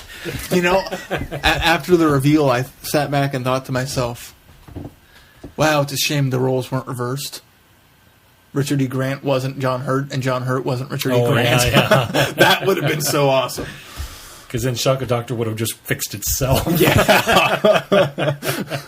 Why didn't they do that? You are a damn genius. I'll be here all night. Shaka Doctor totally would have fixed itself. Damn it, We don't even know what's going to happen with John Hurt, but Shaka Doctor would have fixed itself. That would have been missed opportunity. Now I'm depressed. I don't like the episode anymore. I don't understand what you didn't like about it. I don't understand what I didn't like about it either. I think it is. Maybe the fact I that it's didn't- so- I it's didn't not hate the finished. episode. There's just a lot of questions I have, and again, I think this is the first time I've just walked away from one going, I want to see it again just to see what I'm missing. I love the fact that we wrapped up River. I love the fact that we wrapped up at least part of Clara. I love I'm the glad fact of that that. I'm glad of that. I'm disappointed the TARDIS didn't explode. What if the bigger on the inside is part of the explosion? I let a lot of that stuff go a long time ago, so that's not what bothered me. I know, but it's bothering me because I'm still waiting for an answer, and I don't believe we've got it yet. I think Journey to the Cinema TARDIS started to I crack. don't know. That was the crack. I sure hope not.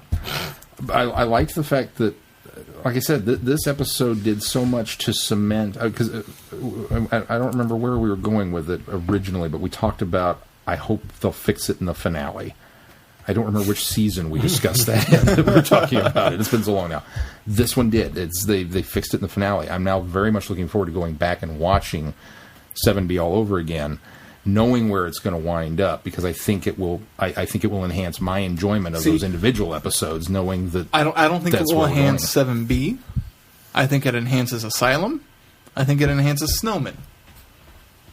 Clara's the same through 7B until this point, and then we get who we get introduced to later, which is why she steps into that. That's why she's a Dalek. That's why she's Souffle Girl. Right. And then the same thing with the Snowman. It's not. I don't think it's going to enhance 7B. I wanted one or two more times in there where we really clarified.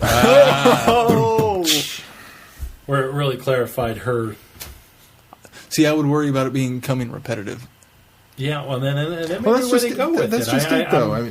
I firmly believe that if Moffat had this in place, and I believe that he did when he says he did, that he could have dropped more hints and given the writers a little more direction on this is where you need to put something in here, but don't make it obvious. They've got a talented enough group of people. They could have done that. See, I just don't know. I see it as, okay, those two are future versions of Clara.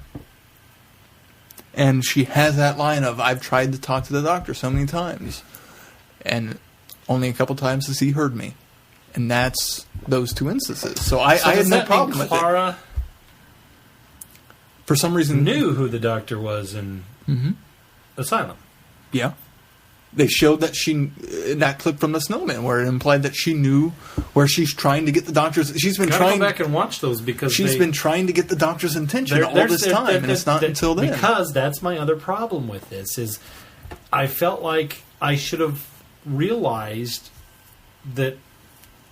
I know it's bait and switch, and you can't give away anything early on, but she seems like she has no idea who the man is. The bigger problem is it disqualifies the entire backstory of those characters.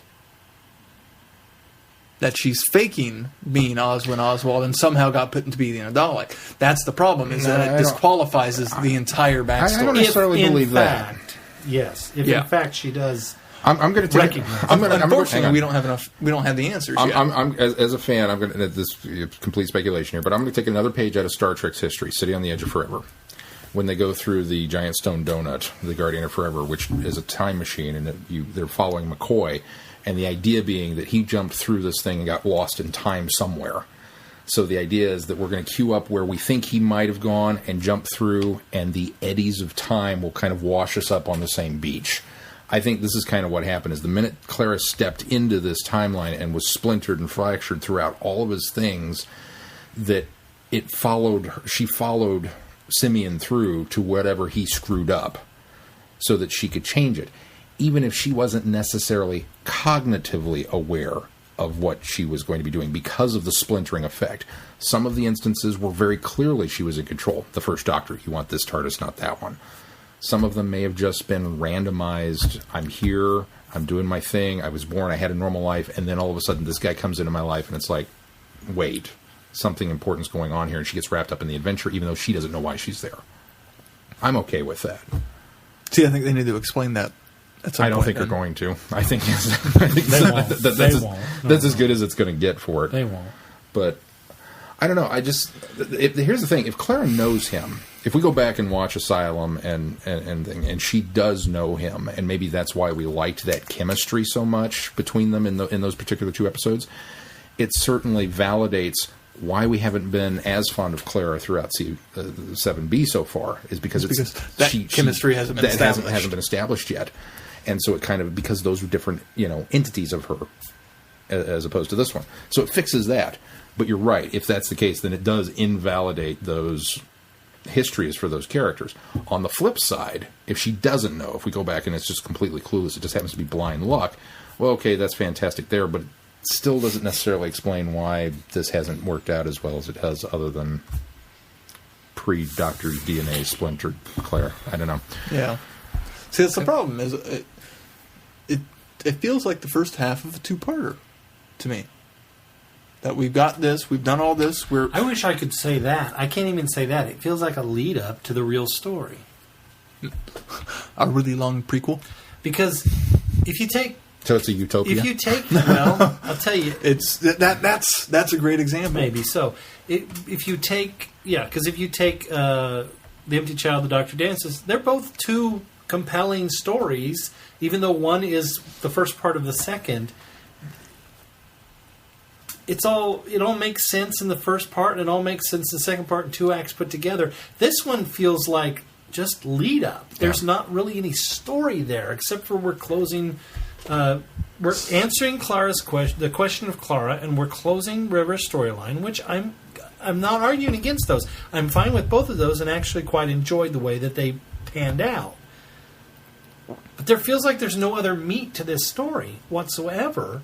Even though we've got these wonderful characters who have wonderful lines, who are playing off of each other fantastically, and you feel like you need to get invested in the characters, but because there's no meat to the story, I can't get invested in the characters because it feels like we're just all kind of spinning our wheels until we get to what the mystery is, and the big overall mystery is the end. So let's talk a little bit about the John Hurt character. It's really hard to talk about the character now because we don't know much about it.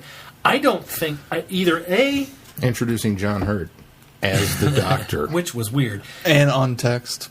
or on screen. Yeah, that was weird. Yeah. I don't think that was necessary. But saying that the dropping he's been called other things before and dropping the Valyard line, I thought this would be very clever if this was he will be the called other things. Valyard's Yeah. storyline that really never has been successfully explained in Trial of the Time Lord. I mean, we kind of know, but the Valyard's still a mystery. That would be kind of cool. Or maybe he's all of that. Maybe he's the Valyard. Maybe he's all of these things, all of the darkness in the Doctor. I mean, I've also gone as far as saying that he's some sort of amalgamation of all of the previous Doctors before. And my first thought was when they're jumping through his splintered time, his essence, basically back through his timeline, that maybe that in some way created this version of the Doctor. There's a lot of people that are going on the whole idea and speculation that this is because he's the secret that the Doctor's been, that he is this lost regeneration. He's which 8.5. everybody's excited about, but me. I'm not excited I'm not about that. excited either. about that either. I would about rather that. John Hurt be the next Doctor. And I'd rather him be 12. It's probably unfair of us to talk about this because we don't know what's coming. We don't know what's planned for the 50th. But everybody keeps talking about all of the things that they've seen and this particular part making them feel excited for the 50th episode. And we think we're going to do wonderful things with the 50th episode. And if it's any of these theories, I don't know that I'm going to like it. But I'm going to reserve judgment because I don't want to go into it negatively. Maybe as I did in this one, although I didn't think I did because I wasn't really setting myself up for much other than those kids. and I want your guys' permission for me to come back next week after having seen it maybe once or twice more and revisiting it and maybe either Oh, A, yeah, I'll put my finger Absolutely on, not. We're not going to do that. Maybe, because I don't like when we do that, but that's why I'm asking permission from you guys. But maybe I'll find out what is bothering me so much about the episode, or maybe I will like it. Maybe I was just in the wrong mindset, or I was tired when I watched it this morning. Well, or you something. did do some pretty heavy yard work.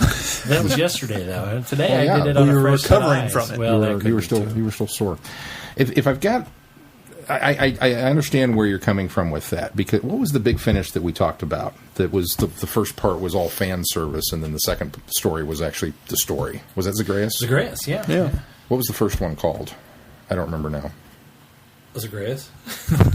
Oh. The prequel to yeah, Zagreus. Yeah, that one I had some problem with, too. Yeah. What was that? Was the Charlie episode where... Number 49. Yeah, what was that? No, it wasn't 49. I thought because Zagreus was no, 50. because there's like a year between that episode, Yeah. a physical okay. year for us. It's where they actually go into the Divergent Universe for the first time. Yes. Oh. It's one where they're chasing down... So, okay. It's the one where they're chasing down the Tomb of Rassilon. Yeah. I can't remember what it was called. And that's where he goes around, the TARDIS goes around the casket of anti-time. Because Zagreus takes place all in the... In the TARDIS. TARDIS. Well, most All of of it. the so Doctors. remind me now. The one that featured like the majority of the companions. That coming was back. Zagreus. That was Zagreus. That was and it was in Zagreus. 2 parts, or 3 parts. It was Zagreus was 3 Three parts. parts. Yeah, 3 individual. But wasn't there one before it that kind of set up all the events in Zagreus? Yes. And we Yes. initially thought this one was really cool, but then we got to Zagreus and went, oh, wait, this is where it's actually cool, and the first one was not, it was all set No, up for you guys Zagreus? didn't like Zagreus. I was the one that liked Zagreus. Or maybe it's the other ones I'm thinking of. That's what this reminds me of. I was exactly this way with Zagreus. Because I know we Maybe liked... I'll like the Neverland. The 50th Neverland. Yes, maybe thank I'll you. like the 50th because you guys were praising I Neverland. love and I was Neverland. like, And just, you didn't like it because you didn't have the It's Zagreus not part of quite it. That's there. okay. That's where and then we're it at. felt like then when I listened to Zagreus, then I went, well, this Neverland I like better now because it led Okay. up to and made more sense. That's where I think we're at with this. What you Okay. keep saying about it's a Hopefully. run-up or it's a part one of hope this. that's I good. really I think hope that's I where hope it is. it's it the might be a case. utopia. Here's Although the- Utopia was fantastic. Here's the one I issue, think though. Utopia is a bit more self-contained of a story. It is. Here's the one issue with this, though. If we take away all of the fanboy moments, if we take away all of the squee, oh, look, there's one. If we take away the... And just boil it down to the story, which I still think the story is good. But if you take out the fanboy moments, does it still stand up? That's what I'm afraid And of that, because I agree with you. I think is probably not. I loved the fanboy moments. absolutely loved them, and I squeeded every one of them. And I didn't have a problem with any of the bad cropping in. I mean, really, when Troughton's running across that beach or that park or whatever it is, I could tell he was cut out of a scene and put into another one. And there's the graining background with Hartnell, and there was all these different things. The really obvious when we see Ark of Infinity, we see the Doctor trapped in the Matrix, and she's there on top of it. She's on some glass floor or something, and I noticed all of the cheesiness of those special effects, but I also washed over me the whole classic Doctor, fanboy moment. And this is, I mean, I didn't watch classic Doctor Who for the production value, so this didn't affect me at all. Well, and what's funny is that those didn't bother me. The ones that bothered me were Troughton, because it was very obviously matted on his thing. And then the Invasion of Time, where Tom Baker comes toward the camera and she steps around the corner. And you can see the matte line box around her. I didn't have a problem with that at all. But I didn't care. Yeah, I didn't care at all. This is a show that has brought us the Merca. I know. Whatever that cat thing was in the Dalek episode with Hartnell. I'm going to get online. The giant clam. The giant clam from I'm going to get online this week, and I'm going to download podcasts, and I'm going to hear everybody complain about that section of Doctor Who, of this episode, of how bad everything was CG'd in and worked in together. And it's going to be compared to the Star Trek DS9 Troubles and Tribulations. Troubles and Tribulations, and how well that one was done. And everybody's going to compare those two. And stop right now, please, because I don't care that one was done better. This was a nice moment and very well done. And so I can totally overlook any sort of... That's the difference. You get there. Money, too. Well, and the amount of time we spend on these clips. The mill is kind of... I mean, they've been paring back the special effects budget for like the last year and a half, 2 years. But again, Akaton looked fantastic. You did. I don't know. There's so many ups and downs where it's kind of like, if that was the thing, if you get the show listing and you go boom, boom, boom, boom, boom, and you get this chunk, it's like, all right, we're going to cut of the 10,000 different alien races we had in Akaton, we're going to cut it down to 4. So that I can put that effects budget into this. That's where I don't understand the thing. I don't know. It's a minor complaint. I agree with you. The fanboy washed over me, and I was happy with that. I didn't have any problem with it effects wise, just because I was impressed at how well they did it in the Star Trek episode, and don't expect that to be recreated easily. Yeah, and it's small bits, and I watched some of the behind the scenes of how they did the Star Trek one, and really, if you go back and look at it pretty closely, there's not a whole lot of interaction, if I remember correctly. No, it's not. So, but there's not in this either. Yeah, and it's smaller amounts, so they don't have to put as much money into it because it's less clips, and they reused a lot of the clips too. Yeah. So it's. I'm not convinced that was somebody wearing Colin Baker's coat that walked behind her. You think Colin actually put that on? No, I think he thinks that was also. I think it was a clip of somebody, or a clip of somebody. I think it was a clip of Colin from an episode walking down a hallway that they threw in backdrop behind her somehow. I'd be surprised if it was. It'd be cheaper to not do it that way. It wouldn't be the first time that somebody's put on a blonde wig and a coat. Exactly.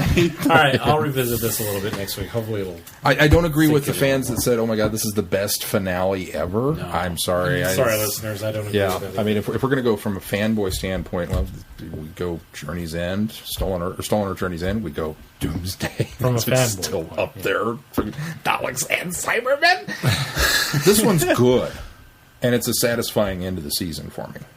I totally will go that way. And I loved all the fanboy stuff, but the fanboy stuff just got me excited for 50. Yeah. It almost took a page out of the American book for series-wise, because so many of the series ends, okay. Wrapped it up. That wrapped up. This is more of the cliffhanger ready for next season. Yeah. Like the Americans do. That the Americans do. All right, Sean, what's up next on the schedule? Next on the schedule, we get to the penultimate episode of Season 7. Oh, wait. No, we don't. Nor do we get to the finale, because we're done. Seems a little weird. Next week, for Friday Night Who, we're going to go Robot with Tom Baker. which will play into our All Things Fourth Doctor episode. We've got Doctor Who Revisited, theoretically. We've got the Big Finish, Destiny of the Doctor, Big Finish Audio Go, Destiny of the Doctor story. Battlesphere. Wait to talk about Battlesphere. You have listened to it? I have listened to it. And Have you listened to it? Nope. you've listened to it. No, I'm working on it this I'm the only one that's heard it? Yep. Really? Wow, Sean got his He's homework finally done ahead of us. early. I'm ahead of homework. And then all things Fourth Doctor era. So make sure, again, that you get onto our Facebook page, which is www.facebook.com/Traveling the Vortex with 1L. And vote in the Fourth Doctor poll, because not many people have yet. And so we'll be doing that for the show next week. There's a possibility, I'm just going to throw this out there, we might have a surprise for people. I don't know for sure if it's going to come down, but we'll talk about that off mic, so we might have some extra goodies there. The following week is That means it's not going to happen. End of the World with Christopher Eccleston, and then two McGann stories back in the Divergent universe. So start getting your earphones on for that. We're going to do Faith Stealer and The Last. So that's coming up. And then Planet of Fire. I'm excited about that one. All right. Well, if that's going to do it for this week, until next week, I'm Glenn. I'm Sean. I'm Keith. Cheers. Good night, everybody. Have a Kavula! Have a Kavula! You have been listening to Traveling the Vortex. Doctor Who and all of its associated programs are owned and trademarked by the BBC. No infringement is intended or implied.